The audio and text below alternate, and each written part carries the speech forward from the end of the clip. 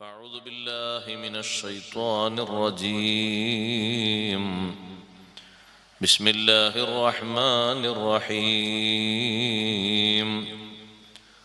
والذين صبروا ابتغاء وجه ربهم وأقاموا الصلاة وأنفقوا مما رزقناهم سرا وعلانية ويدرؤون بالحسنة السيئة أولئك لهم عقبى الدار جنات عدن يدخلونها ومن صلح من آبائهم وأزواجهم وذرياتهم والملائكة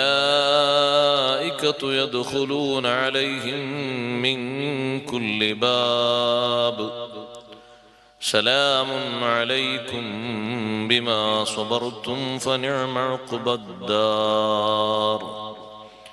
صدق الله العلي العظيم. صدق وصدق وبلغ رسوله النبي الكريم.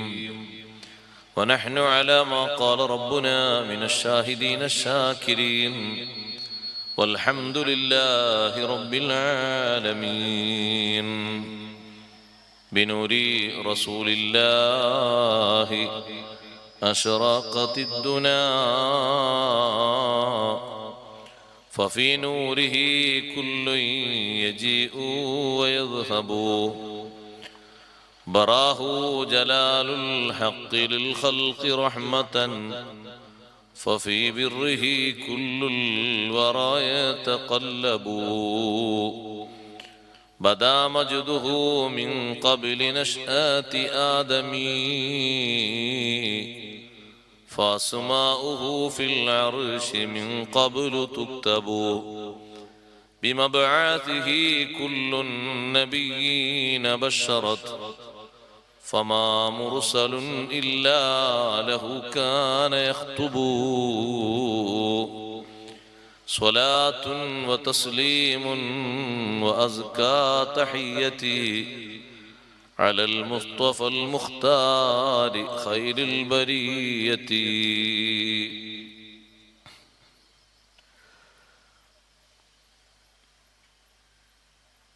സമാദരണീയരായ ഉസ്താദുമാരെ, പണ്ഡിതന്മാരെ, നേതാക്കളെ, കാരണവന്മാരെ, മുതഅല്ലിംകളെ, പ്രിയമുള്ള സഹോദരങ്ങളെ, സഹോദരിമാരെ, സുഹൃത്തുക്കളെ,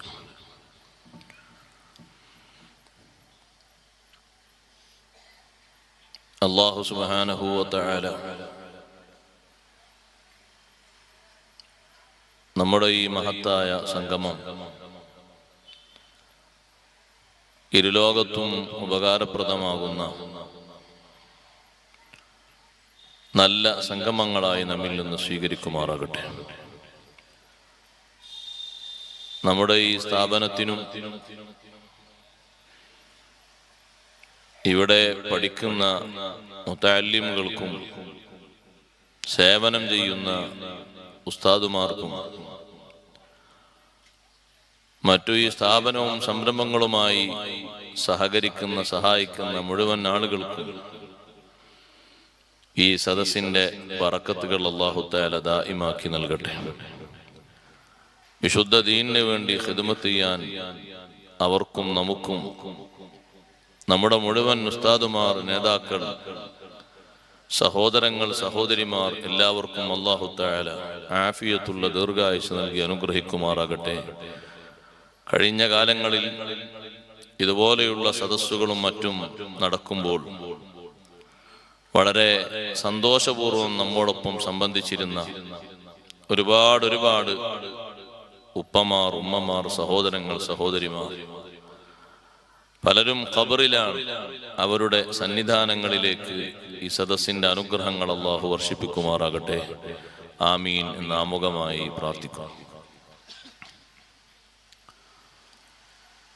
ഇന്നലെ നാം പറഞ്ഞു വച്ച രണ്ടാമത്തെ അടയാളത്തിന്റെ ബാക്കിയിൽ ഒരു ചെറിയ കാര്യം കൂടി ചേർത്തി പറയേണ്ടതുണ്ട്. ചേർക്കപ്പെടാൻ, പാലിക്കപ്പെടാൻ അല്ലാഹു കൽപ്പിച്ച സർവതലങ്ങളെയും സൂക്ഷിച്ച് ബന്ധിപ്പിച്ച് ജീവിക്കുന്ന ആളുകളാണ് വിജയികൾ എന്ന് പറഞ്ഞിടത്ത് ഇമാം റാസി റളിയല്ലാഹു അൻഹു ഒരു കാര്യം കൂടി നമ്മെ ഉണർത്തുന്നുണ്ട്. അള്ളാഹുവിലുള്ള വിശ്വാസത്തോടൊപ്പം അഷ്റഫുൽ ഖൽഖ് സല്ലല്ലാഹു അലൈഹി വസല്ലമ തങ്ങളെയും മറ്റു വിശ്വസിക്കേണ്ട തലങ്ങളെയൊക്കെ വിശ്വസിക്കുന്നതോടൊപ്പം അല്ലാഹു തആല ഖുർആനിലുടനീളം ചേർത്തി പറഞ്ഞൊരു വിഷയമാണ് അൽ അമലു സ്വാലിഹ്. ചേർക്കാൻ അല്ലാഹു തആല കൽപ്പിച്ചു എന്നതുകൊണ്ട് ഉദ്ദേശിക്കുന്നത് ഈമാനോടൊപ്പം സുഹൃതങ്ങളെ ചേർത്ത് വെക്കണം. ഈമാന് മാത്രം മതി എന്ന് പറയുന്ന അല്പജ്ഞാനികൾ ലോകത്ത് കഴിഞ്ഞു പോയിട്ടുണ്ട്. ഇപ്പോഴും അവരുടെ ബാക്കി പത്രങ്ങളുണ്ട്. നിസ്കരിച്ചോളണം എന്നില്ല, മറ്റു കർമ്മങ്ങളൊന്നും ചെയ്തോളണമെന്നില്ല, ഈമാൻ ഉണ്ടായാൽ മതി. ആ വാദം തീർത്തും തെറ്റാണ്. കാരണം വിജയിക്കാൻ പറഞ്ഞ, വിജയികൾക്ക് പറഞ്ഞ എല്ലാ സ്ഥലങ്ങളിലും ഖുർആനിലും ഹദീസിലും വിശ്വാസത്തോടൊപ്പം കർമ്മങ്ങളെ ചേർത്തി പറഞ്ഞിട്ടുണ്ട്. ഇന്നല്ലദീന ആമനു എന്ന് പറയുമ്പോൾ തൊട്ടപ്പുറത്ത് തന്നെ അല്ലാഹു തആല വഅമിലുസ് സ്വാലിഹാത്ത്, വിശ്വാസം മാത്രമല്ല സുഹൃതങ്ങളും അനുഷ്ഠിച്ച ആളുകൾ എന്ന് എടുത്തു പറഞ്ഞിട്ടുണ്ട്. അതുകൊണ്ട് ഈമാനിനോടൊപ്പം കർമ്മങ്ങളെയും സൂക്ഷിച്ച് ശ്രദ്ധിച്ച് പാലിച്ച് മുന്നോട്ട് കൊണ്ടുപോകണം. സുഹൃതങ്ങൾ എപ്പോഴും നമ്മുടെ ജീവിതത്തിന്റെ കൂടപ്പിറപ്പുകളായി മാറും. സൽക്കർമ്മങ്ങൾ ഒരുപാട് നമുക്ക് പതിവ് വേണം, രാത്രിയിലും പകലുമായിട്ട്. മുറതെറ്റാതെ കൊണ്ടു നടക്കുന്ന ആ സുഹൃതങ്ങളിൽ നമുക്ക് വലിയ സന്തോഷവും ആശ്വാസവും കണ്ടെത്താൻ കഴിയും. ഒറ്റക്ക് കഴിയുന്ന സ്ഥലങ്ങളിൽ, പ്രത്യേകിച്ചും ഖബറു, ഒറ്റപ്പെട്ടു എന്ന് തോന്നിപ്പിക്കുന്ന രംഗങ്ങളിലൊക്കെ നമ്മുടെ കൂടെ ബാക്കി നിൽക്കുന്നത് അമലാണ്. എല്ലാവരും നമ്മോടൊപ്പം ഉണ്ടാകുന്നത് ഖബറിസ്ഥാന് വരെയാണ്. പിന്നെ നമ്മൾ അങ്ങോട്ട് ഒറ്റക്കാണ്. എഴുന്നേറ്റ് വരുന്നതും ഒറ്റക്കാണ്. പലരും നടന്നു പോകുന്നുണ്ടെങ്കിലും നമ്മളെ നടത്തിക്കൊണ്ടുപോകുന്നത് കൂടെ രണ്ടാളുകൾ അപ്പുറത്തും ഇപ്പുറത്തും നിന്ന് നടക്കാനൊക്കെ പറയുമ്പോ നമ്മൾ അവരെയും ഇവരെയും ശ്രദ്ധിച്ചു നിൽക്കൂല, ഒറ്റക്ക് അങ്ങനെ നടക്കും. ഒരവലംബം കിട്ടുന്നത് വരെ അങ്ങനെയാണ്. ആ നടക്കുന്ന നടത്തത്തിലും കൂടെയുള്ള ഷഹീദാകുന്ന, സാക്ഷിയാകുന്ന മലക്ക്, സന്തോഷം പറയുന്ന ആള് സുഹൃതങ്ങൾ എമ്പാടുമുള്ള ആളാണ്.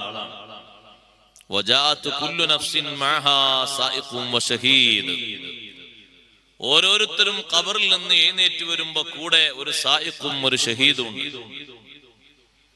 സായിഖ് എന്ന് പറഞ്ഞാൽ നമ്മെ മുന്നോട്ട് നയിക്കുന്ന ആള്. രണ്ടും മലക്കുകളാണ്. നിൽക്കാൻ നമ്മോട് അല്ലാഹു തആല ഉത്തരവിട്ട സ്ഥലം എത്തുന്നത് വരെ നടക്കാൻ വേണ്ടി, നീങ്ങാൻ വേണ്ടി പറയും. ഇവിടെ നിൽക്കാനായിട്ടില്ല, മുന്നോട്ട് പോകണം. അപ്പുറത്തൊരു സാക്ഷ്യപ്പെടുത്തുന്ന ഒരു മലക്കുണ്ട്. നന്മകളിൽ ജീവിതത്തിന്റെ ഭാഗങ്ങളൊക്കെ തീർത്ത മനുഷ്യനാണെങ്കിൽ, നല്ല സമയങ്ങളൊക്കെ നന്മകൾക്ക് വേണ്ടി ബാക്കി വെച്ച ആളാണെങ്കിൽ, ആ മലക്ക് പറയും, നിനക്ക് സന്തോഷിക്കാൻ വകുപ്പുണ്ട്. ഒരുപാട് സുഹൃതങ്ങൾ നീ ചെയ്തിട്ടുണ്ട്. മറ്റു പലരും എത്തിപ്പിടിക്കാത്ത മേഖലകളിൽ നീ എത്തിയിട്ടുണ്ട്.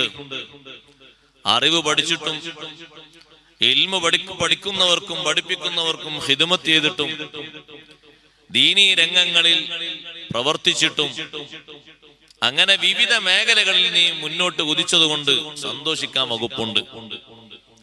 അതേ സാക്ഷ്യപ്പെടുത്തുന്ന മലക്ക് തന്നെ കാര്യമായി വിജയത്തിന്റെ ലക്ഷണങ്ങളൊന്നും ഇല്ലാത്ത ആളുകളോട് ജീവിതം വെറുതെ നീ ചെലവഴിച്ചു, സമ്പാദ്യം ഒന്നും നിന്റെ കയ്യിലില്ല, പെരടിയിലില്ല എന്ന് തിരിച്ചും സാക്ഷി പറയും. അനുകൂലമായും പ്രതികൂലമായും പറയുക മലക്ക്. അനുകൂലമായി പറയുന്ന പരിസ്ഥിതി നമുക്ക് വരണമെങ്കിൽ നമ്മൾ സുഹൃതങ്ങൾ ഒരുപാട് ചേർത്ത് വെക്കണം. സുഹൃതങ്ങൾ പെട്ടെന്ന് ചെയ്യാനാണ് നബി സല്ലല്ലാഹു അലൈഹി വസല്ലം പറഞ്ഞത്. വൈകിപ്പിക്കരുത് എന്നാണ്. ബാദിറൂ ബിൽ അഅമാലി സബ്അ. 7 കാര്യങ്ങൾ വരുന്നതിന് മുമ്പ് കർമ്മങ്ങൾ വേഗത്തിൽ ടൈം ആയാലും പിന്നെ വൈകിക്കാതെ പെട്ടെന്ന് ചെയ്തോളണം. അതില് പലതും പലരെയും പിറകോട്ട് തിരിച്ചേക്കും. ചിലർക്ക് കഷ്ടപ്പാടുകൾ, ദാരിദ്ര്യങ്ങൾ കർമ്മരംഗത്ത് നിന്നവരെ പിറകോട്ടാക്കിയേക്കാം. ചിലർക്ക് സാമ്പത്തികമായ പെരുപ്പം കൊണ്ട് വരുന്ന അപജയങ്ങൾ അവരെ പിറകോട്ട് വലിച്ചേക്കാം. വാർദ്ധക്യം പല ആളുകളെയും പിന്തിരിപ്പിച്ചേക്കാം. രോഗങ്ങൾ പലരെയും തടസ്സപ്പെടുത്തിയേക്കാം. ദജ്ജാലിന്റെ വരവ് എല്ലാറ്റിനും തടസ്സമായേക്കാം. അല്ലെങ്കിൽ ഖിയാമത്ത് നാള് പൊട്ടിപ്പുറപ്പെടുന്ന സമയമാകുമ്പോൾ പിന്നോട് സാധിച്ചില്ലെന്ന് വന്നേക്കാം. ഇതെല്ലാം ഓർമ്മപ്പെടുത്തിയിട്ടാണ് തങ്ങൾ പറഞ്ഞത് ബാദിറൂ ബിൽ അഅമാലി സബ്അൻ.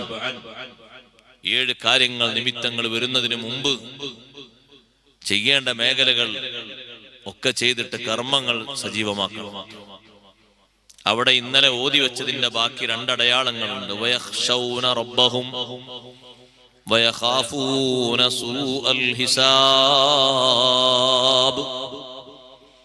ഇതേ രൂപത്തിൽ ബന്ധങ്ങളൊക്കെ ചേർക്കുന്ന മുഅ്മിനീങ്ങളുടെ അവസ്ഥ, സ്വർഗത്തിലേക്ക് പോകുന്ന ആളുകളുടെ അവസ്ഥ. വയഖ്ശൗന റബ്ബഹും, അവർ റബ്ബിനെ ഭയക്കുന്നു.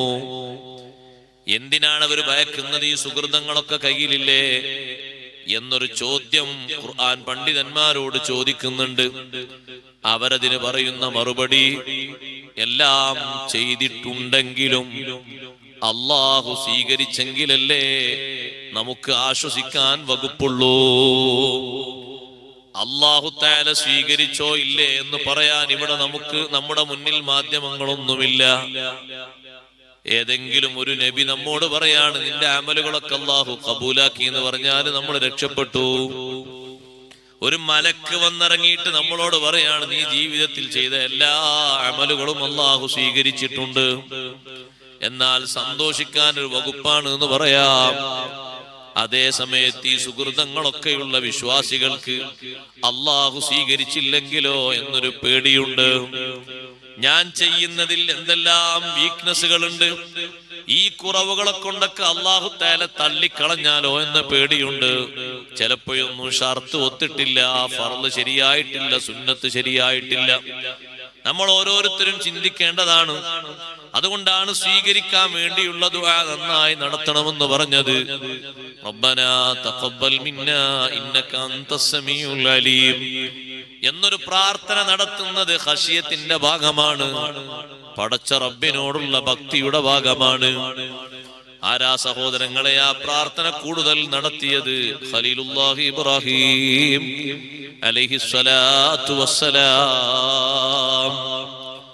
യാതൊരു ശമ്പളവും മോഹിക്കാതെ, ചിന്തിക്കാതെ, നിശ്ചയിക്കാതെ കല്ല് ഏറ്റിക്കൊണ്ടുവന്ന് ഓരോ ഭിത്തികളിലെ ഓരോ വരിയും പൂർത്തീകരിക്കുമ്പോ, കഅബത്തുൽ മുശറഫയുടെ ഓരോ വരിയും പൂർത്തീകരിക്കുമ്പോ ചൊല്ലിയ ദുആയാണ്. മൊത്തം കഴിഞ്ഞിട്ട് നീണ്ട ദുആ നടത്തിയിട്ടുണ്ട്. ഓരോ വരിയും ചൊല്ലി, ഓരോ വരിയും ഫില്ല് ചെയ്യുന്ന സമയത്ത് റബ്ബനാ തഖബ്ബൽ മിന്നാ ഇന്നക അൻതസ് സമീഉൽ അലീം. കല്ല് ചുമന്നു കൊണ്ടുവന്ന് കരുതി നീ സ്വീകരിച്ചോളണമെന്നില്ല. ഞാൻ നിന്റെ ഖലീലായി എന്ന നിലക്ക് നീ കബൂലാക്കണമെന്നില്ല. ഒരുപാട് കഷ്ടപ്പാടുകൾ ചെയ്തു എന്ന നിലക്ക് സ്വീകരിച്ചോളണമെന്നില്ല. സ്വീകരിക്കല് നിന്റെ ഔദാര്യമാണ് റബ്ബേ. റബ്ബനാ തഖബ്ബൽ മിന്നാ ഇന്നക അൻതസ് സമീഉൽ അലീം. ഭക്തിയാണ് മുഅ്മിനീങ്ങളെ ആ പറയുന്നത്. ചെയ്തതിൽ വല്ല കുറവും വന്നോ എന്ന പേടിയാണ്. ഉളു എടുക്കുന്ന സമയത്ത് കാമിലായി ഉളുവായി എന്ന് തീർത്തു പറയാൻ നമുക്കാകുന്നില്ലല്ലോ. നിസ്കരിക്കുന്ന നിസ്കാരങ്ങൾ കുറ്റമറ്റതായി എന്ന് പറയാൻ നമുക്ക് കഴിയുന്നില്ലല്ലോ. ചെയ്യുന്ന ഏത് കർമ്മങ്ങളും അപാകതകൾ മുഴുവനും ഫില്ല് ചെയ്തിട്ട് ഞാൻ ചെയ്തു എന്ന് പറയാൻ പറ്റുന്നില്ലല്ലോ. അപ്പൊ ചെയ്തതിലൊക്കെ കുറവുകളുണ്ട്. അല്ലാഹു തആല ഈ കുറവുകളുള്ള അമലുകളൊക്കെ തള്ളിയേക്കുമോ എന്ന ഭക്തി കാരണം അല്ലാഹുവിനെ പേടിച്ചുകൊണ്ട് പ്രാർത്ഥനയിലും ചെയ്ത അമലുകളൊക്കെ സ്വീകരിച്ചു കിട്ടാനുമുള്ള മോഹത്തിൽ ഭക്തിയോടെ ജീവിക്കുന്നവരാണ് സയ്യിദത്തുനാ ബീവി ആയിഷ റളിയല്ലാഹു തആല അൻഹ ചോദിച്ചല്ലോ, ഒരു ദിവസം ഖുർആൻ ഓതിയിട്ട് ഒരുപാട് നേരം ചിന്തിച്ച് കരഞ്ഞുപോയ മഹദി അഷ്റഫുൽ ഖൽഖ് സല്ലല്ലാഹു അലൈഹി വസല്ലം വീട്ടിലേക്ക് വന്നപ്പോ എന്താണ് ആയിഷ ഇങ്ങനെ ചിന്തിക്കുന്നത്? അല്ലാഹുവിന്റെ റസൂലേ, ഞാൻ ഈ സൂറത്തും തുടക്കം മുതൽ ഓതി വന്നതാണ്.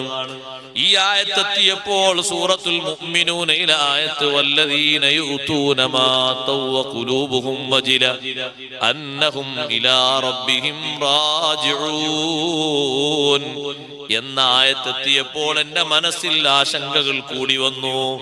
ഈ പറഞ്ഞത് ആരെ പറ്റിയാണ് എന്ന് ഞാൻ കുറെ നേരം ആലോചിച്ചു. നിർവഹിക്കേണ്ട കാര്യങ്ങളൊക്കെ നിർവഹിച്ചു, ചെയ്തു കൂട്ടേണ്ട കാര്യങ്ങളൊക്കെ ചെയ്തു കൂട്ടിയിട്ട് വഖുലൂബുഹും വജില, മനസ്സിന് വലിയ പേടിയാണ്, ഭീതിയാണ്. ആരെ പറ്റിയാണ് ഈ പറഞ്ഞത്? ദുഷ്കർമ്മങ്ങൾ ഒരുപാട് ചെയ്തു പോയ ആളുകളെ പറ്റിയാണോ? അബദ്ധത്തിലോ അല്ലെങ്കിൽ സ്വന്തം ശരീരത്തിന്റെ ഇച്ഛകൾക്ക് വശംവദരായോ? പിശാചിന് അടിമപ്പെട്ടുകൊണ്ടോ? ഭൗതികതയുടെ സമ്മർദ്ദത്തിലോ ഏതെങ്കിലും രൂപത്തിൽ ചെയ്തു കൂട്ടിയ ആളുകളെ പറ്റിയാണോ? അഷ്റഫുൽ ഖൽഖ് സല്ലല്ലാഹു അലൈഹി വസല്ലം തങ്ങൾ പറഞ്ഞു, അല്ല ആയിഷ, തെറ്റുകുറ്റങ്ങൾ ചെയ്തവരെ പറ്റിയല്ല പറയുന്നത്. നിസ്കാരം കൃത്യമായി നിർവഹിച്ച ആളുകളാണ്, നോമ്പ് നോറ്റവരാണ്, കഴിവിന്റെ പരമാവധി ധർമ്മം ചെയ്തവരാണ്, സ്വന്തം ശരീരം കൊണ്ട് കഠിനാധ്വാനം ചെയ്തവരാണ്, കുടുംബം നല്ല നിലക്ക് അന്തസ്സോടെ പോറ്റി വളർത്തിയവരാണ്, മക്കളെ നന്നായി പഠിപ്പിച്ച് കഠിനാധ്വാനം ചെയ്തവരാണ്. പക്ഷേ ഇതൊക്കെയുണ്ടെങ്കിലും അല്ലാഹു സ്വീകരിക്കുമോ? അല്ലാഹു ഇതെല്ലാം ഏറ്റെടുക്കുമോ എന്നൊരു ഖൗഫാണ് അവർക്ക്, എന്നൊരു ഭക്തിയാണ് അവരെ ഖൽബിൽ. വഖുലൂബുഹും വജില അന്നഹും ഇലാ റബ്ബിഹിം റാജിഊൻ. ഇക്കർമ്മങ്ങളെ കൊണ്ട് നമ്മൾ റബ്ബിലേക്ക് മടങ്ങാനുള്ളവരാണ്.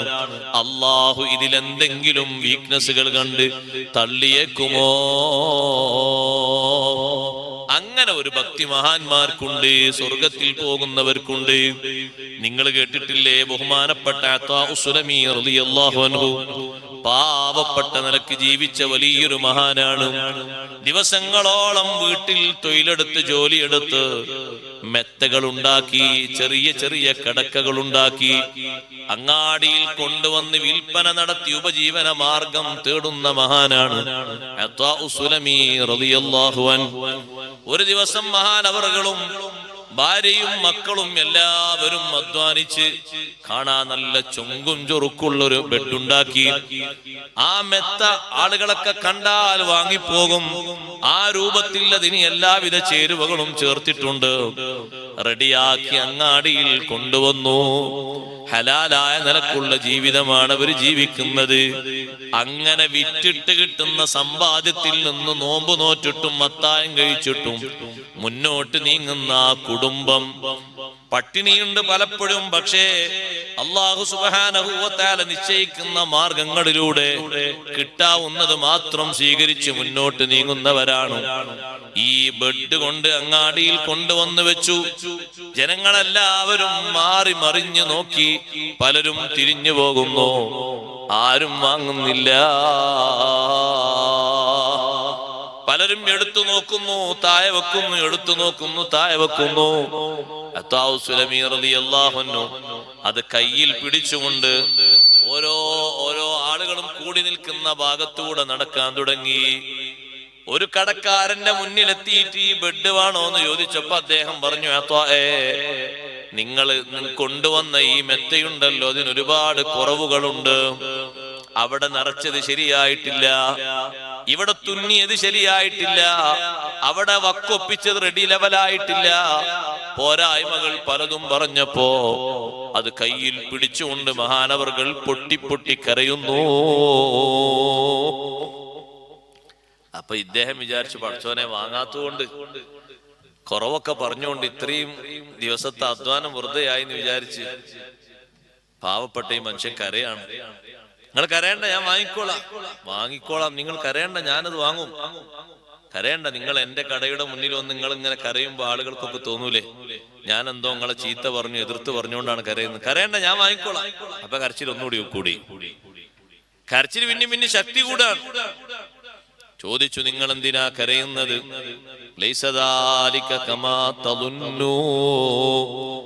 നിങ്ങൾ വിചാരിക്കും പോലെയുള്ള വിഷയത്തിനല്ല ഞാൻ കരയുന്നത്. നിങ്ങൾ വിചാരിക്കുന്നത് ഇത് വാങ്ങാത്തത് കൊണ്ടായിരിക്കാം ഞാൻ കരയുന്നത്. കുറവുകളൊക്കെ പറഞ്ഞത് കൊണ്ട് എന്റെ മനസ്സിൽ വിഷമം വന്നത് കൊണ്ടായിരിക്കും ഞാൻ കരയുന്നത്.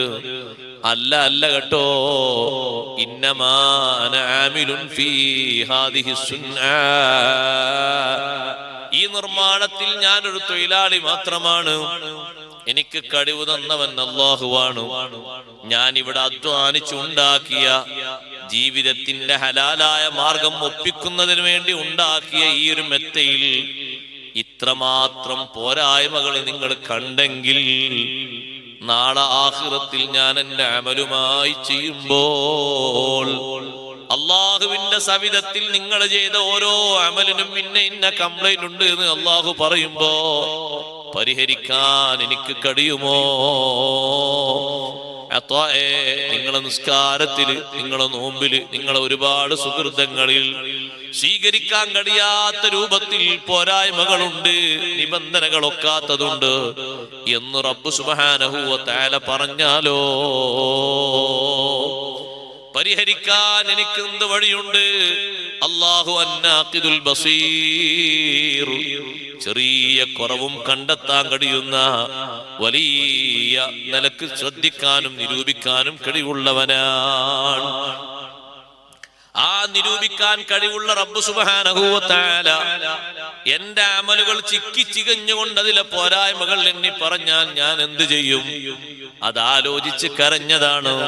നിങ്ങൾ വാങ്ങാത്തത് കൊണ്ടോ കുറ്റം പറഞ്ഞത് കൊണ്ടോ കരഞ്ഞതല്ല. വയഖ്ശൗന റബ്ബഹും, റബ്ബിനെ അവർ ഭയക്കുന്നു. നിയമങ്ങൾ തെറ്റിച്ചു പോയാൽ നിയമപാലകർ പിടികൂടുമ്പോ ഒരു ഭയം തോന്നാറില്ലേ സഹോദരങ്ങളെ? അല്ലാഹു ജല്ല ജലാലുഹു ജീവിതത്തിന് നല്ല നിയമവ്യവസ്ഥ തന്നിട്ട്, അതാണ് ദീനുൽ ഇസ്ലാം. ആ നിയമവ്യവസ്ഥയിൽ നിന്ന് നമ്മൾ തെറ്റിപ്പോകുമ്പോ എത്രമാത്രം നമ്മൾ പേടിക്കണം. ഒരുപക്ഷേ നമ്മെ നിരീക്ഷിച്ചു കൊണ്ടിരിക്കുന്ന രാവിലെയും വൈകുന്നേരവും ഒരു പണിക്ക് വേണ്ടി ഇറങ്ങിയ നിയമപാലകൻ കണ്ണ് വെട്ടിച്ചു പോകുന്നത് അയാൾ കണ്ടില്ല എന്ന് വെക്കാം. പക്ഷേ റബ്ബ് സുബ്ഹാനഹു വ തആലയുടെ നിരീക്ഷണം, റബ്ബ് തആലയുടെ നോട്ടം എത്താത്ത ഒരു സ്ഥലമില്ലല്ലോ, ഇടമില്ലല്ലോ. എല്ലാം അല്ലാഹു നിരീക്ഷിക്കുന്നുണ്ടല്ലോ. അള്ളാഹുവിന്റെ നിയന്ത്രണവും അള്ളാഹുവിന്റെ നോട്ടവും എത്താത്ത ഒരിടം നമുക്ക് കാണാൻ പറ്റൂലല്ലോ. എല്ലാ സ്ഥലങ്ങളിലും എല്ലാ സമയങ്ങളിലും ഉപകരണങ്ങൾ വരെ ചെന്നെത്താൻ കഴിയാത്ത സ്ഥലങ്ങളുണ്ട്.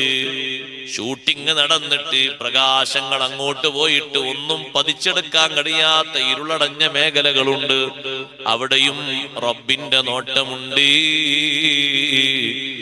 താഴോട്ട് ഇറങ്ങിപ്പോകാൻ മാർഗങ്ങൾ തടസ്സമായതുകൊണ്ട് വലിയ പാറക്കല്ലിന്റെ ഉള്ളിലൂടെ സഞ്ചരിച്ചു കൊണ്ടിരിക്കുന്ന ജീവികളുടെ സഞ്ചാര പദങ്ങളും അതിന്റെ ചലനങ്ങളും അറിയുന്ന, നിശ്ചയിക്കുന്ന, നിയന്ത്രിക്കുന്ന റബ്ബിന് എല്ലാ സ്ഥലങ്ങളിലും അവന്റെ നിയന്ത്രണമുണ്ട്. അപ്പൊ റബ്ബ് സുബ്ഹാനഹു വ തആല എത്രമാത്രം നമ്മൾ ഭയക്കണം, എത്രമാത്രം നമ്മൾ പേടിക്കണം. വയഖ്ശൗന റബ്ബഹും, ചെയ്ത അമലുകളിലെ കുറവുകൾ ആലോചിച്ചൊരു പേടി വേണം. ചെയ്തതൊന്നും പൂർണ്ണമായിട്ടില്ലല്ലോ എന്ന ചിന്ത വേണം. വിശുദ്ധ റമദാനു ശരീഫ് കടന്നു പോകുമ്പോ, കഴിഞ്ഞു പോകുമ്പോ കരയുന്ന ആളുകളുണ്ട്. ഖുർആനോദി ഖത്മു തീർക്കുമ്പോ കരയുന്നവരുണ്ട്. റബ്ബേ, ഒരു ഖത്മാണ് ഞാൻ ഓതി തീർത്തത്, പക്ഷേ പോരായ്മകൾ മുന്നോട്ട് വെച്ചാൽ സ്വീകരിക്കാൻ ഒരു നിലക്കും സാധ്യതയില്ല. റമളാനു ശരീഫിലെ നോമ്പൊക്കെ നോറ്റിട്ടുണ്ട് അല്ലാ, ഏതെങ്കിലും ഒരു വിധത്തിൽ അതിലുള്ള എന്തെങ്കിലും ഒരു കുറവോ കൂടുതലോ കണ്ടിട്ട് നീ സ്വീകരിക്കാൻ പറ്റൂല എന്ന് പറഞ്ഞാൽ എനിക്കൊരു മാർഗവുമില്ല. ആ നിലക്ക് ഒരു ഭക്തി ഒക്കെ ചെയ്തിട്ടുണ്ടെങ്കിലും മുഅ്മിനീങ്ങളെ ഖൽബിൽ അങ്ങനെ, എല്ലാം ചെയ്തിട്ടുണ്ടെങ്കിലും അവരെ മനസ്സിൽ അങ്ങനെയാണ്, ഞാനൊന്നും ചെയ്തിട്ടില്ല, ചെയ്തതൊന്നും അമലായിട്ടില്ല. ചെയ്ത അമലുകളൊന്നും ഒരു അമലായി കണക്കാക്കാൻ പറ്റൂല. അതുകൊണ്ട് വീണ്ടും വീണ്ടും വീണ്ടും വീണ്ടും കർമ്മങ്ങൾ ചെയ്യാൻ അവർ സജീവമാകുന്നു. അഷ്റഫുൽ ഖൽഖ് സ്വല്ലല്ലാഹു അലൈഹി വസല്ലം തങ്ങൾ ചില കർമ്മങ്ങൾക്ക് പിന്നിൽ സ്വർഗത്തിന്റെ സന്തോഷം അറിയിച്ചിട്ടും കർമ്മങ്ങൾ ചെയ്യുന്നതിൽ, സ്വർഗം വാങ്ങുന്നതിൽ പിന്നെയും പിന്നെയും മുന്നോട്ടായിരുന്നു സ്വഹാബ. അതവരുടെ ഭക്തിയാണ്. നിങ്ങൾ സ്വർഗത്തിലാന്ന് പറഞ്ഞിട്ടും പിന്നെയും സ്വർഗം കിട്ടുന്ന മാർഗങ്ങളിൽ പിറകോട്ട് പോകാതെ മുന്നോട്ടാണ്. സ്വർഗത്തിലാന്ന് പറഞ്ഞ വാക്കിനി മാറൂലല്ലോ. നബി സല്ലല്ലാഹു അലൈഹി വസല്ലം നിങ്ങൾ പറഞ്ഞ വാക്കല്ല, അത് സ്ഥിരപ്പെട്ടു. പക്ഷെ പോരാ. എന്തു പോരാ? എനിക്ക് എന്റെ പ്രതീക്ഷ മുഴുവനും ശരിയായി, ഇനി ഞാനൊന്നും ചെയ്യേണ്ട എന്നല്ല ചിന്തിക്കുന്നത്. എനിക്ക് ഇനിയും ചെയ്യണം. സ്വർഗം എനിക്ക് തടയപ്പെടരുത്, അള്ളാഹുവിന്റെ ലിഖാ എനിക്ക് നഷ്ടമാകരുത്. പരലോകത്തിന് വേണ്ടി വീണ്ടും വീണ്ടും ചെയ്യാൻ അവരുടെ ഭക്തി മൂലം അവർ മുന്നോട്ട് വരികയാണ്. പലരും പറയും നേരത്തെ ചെയ്ത് പലതും ഉണ്ടല്ലോ. ഉണ്ട്, പക്ഷെ മതിയായിട്ടില്ല, പോരാ. എനിക്ക് ഏറ്റവും കൂടുതൽ പ്രതീക്ഷയ്ക്ക് വേണ്ടി ഞാൻ മുന്നോട്ട് വെക്കുന്ന കാര്യങ്ങൾ ഇനിയും ലഭിക്കണം, ഇനിയും കിട്ടിക്കൊണ്ടിരിക്കണം. അങ്ങനെ ആലോചിച്ച് അങ്ങനെ ചിന്തിച്ചുകൊണ്ടാണ് പ്രതീക്ഷയ്ക്ക് വേണ്ടിയുള്ള അമലുകൾ നിരന്തരം അള്ളാഹുവിനോട് അവർ ചോദിക്കുന്നത്. അവർ പേടിക്കുന്നു ദുർവിചാരണ. വിചാരണ വന്നാൽ തന്നെ പേടിയാണ്. ദുർവിചാരണ എന്ന് പറഞ്ഞാൽ സഹോദരങ്ങളെ, വിചാരണയിൽ അങ്ങേയറ്റത്തെ ആഴിയിലേക്കുള്ള പരിശോധനയും ചോദ്യവും വന്നാൽ കുടുങ്ങിപ്പോകും.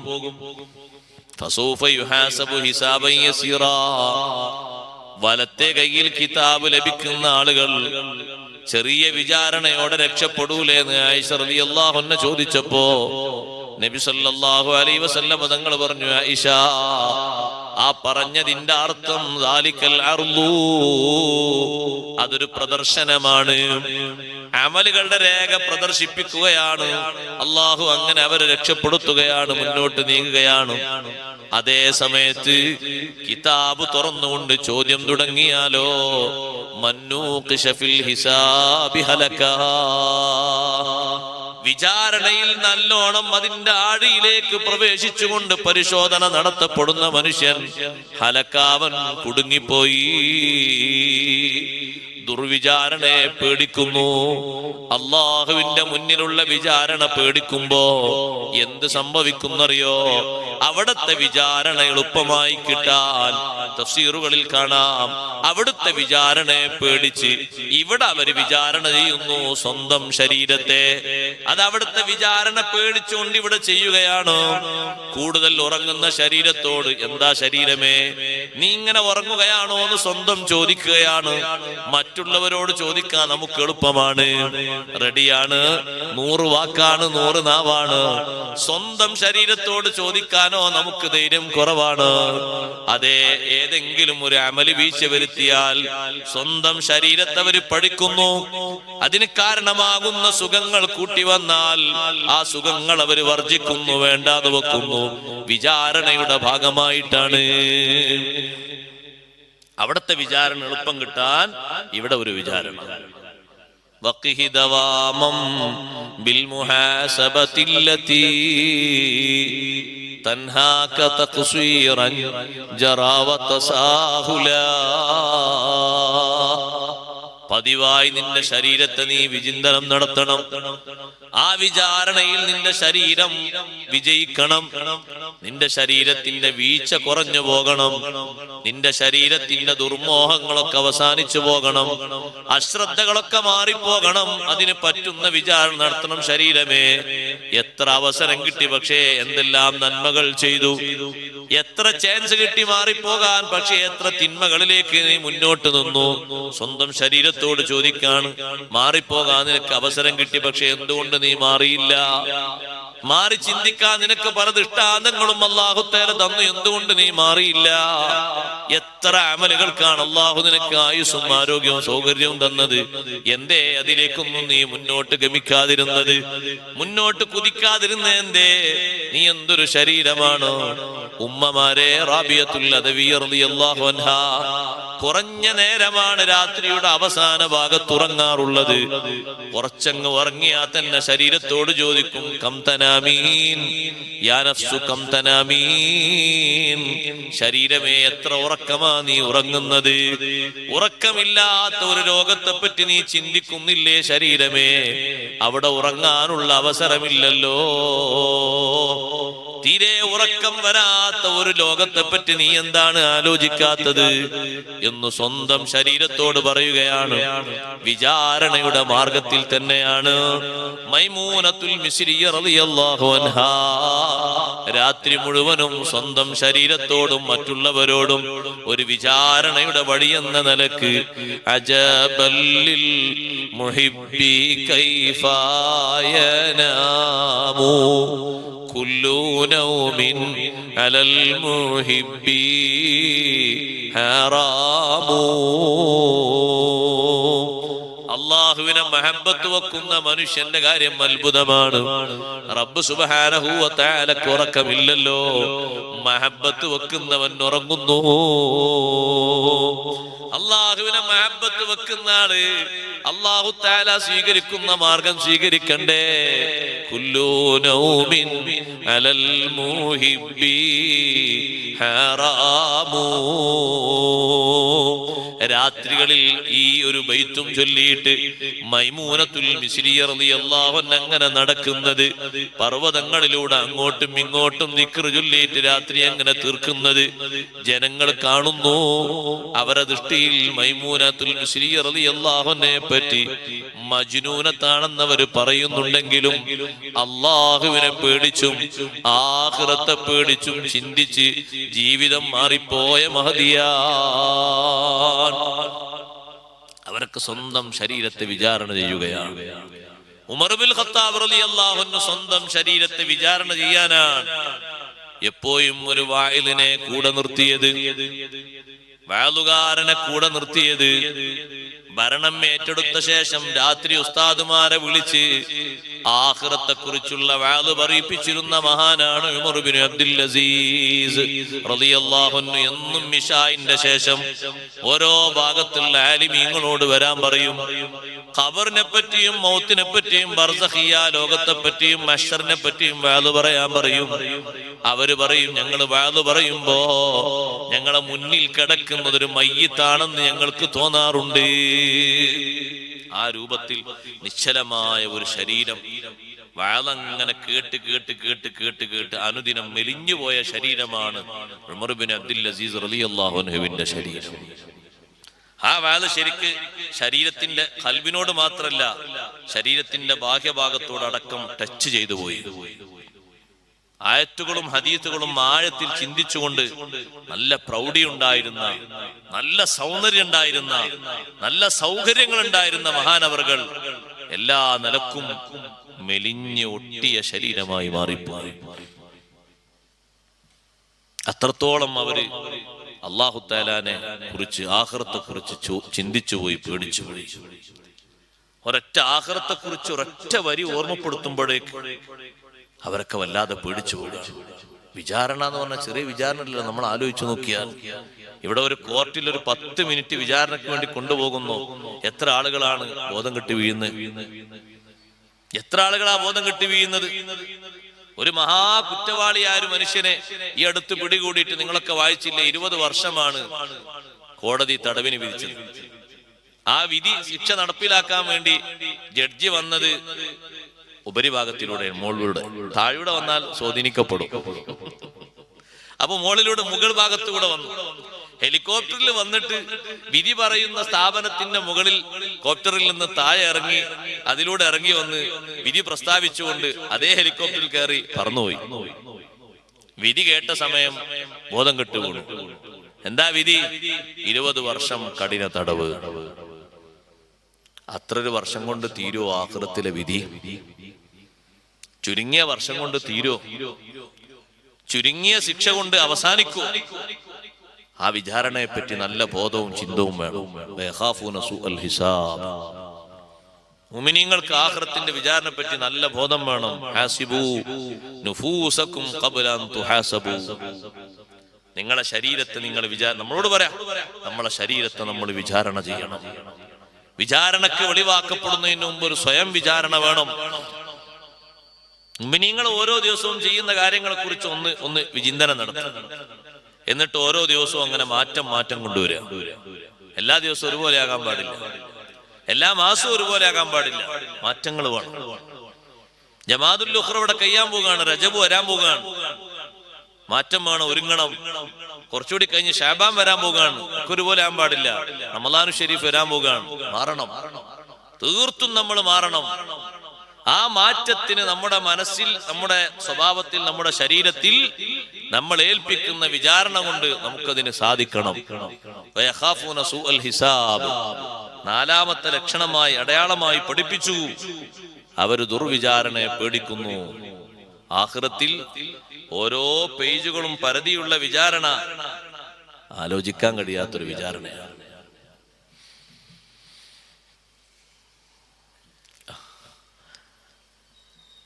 ആ വിചാരണയുടെ പേടി ഊക്കുകൂടിയിട്ട് മൂർജിച്ചിട്ട് ചിന്തിക്കാൻ കഴിയാത്തത് കൊണ്ട് ഇവിടെ നേരെ തിരിച്ചു ദ്വാരുന്നിട്ടുണ്ട്.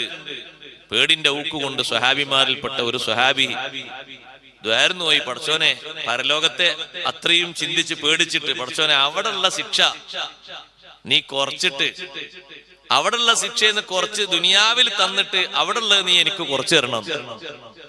പിന്നെ ഈ സ്വഹാബിക്ക് രോഗമായി. സുബ്ഹാനല്ലാഹ്, ഉള്ളിലുള്ളതൊക്കെ പുറത്തേക്ക് വരാൻ തുടങ്ങി. നല്ല ഭംഗിയുള്ള സ്വഹാബി വര്യൻ മെലിഞ്ഞു ഒട്ടിപ്പോയി.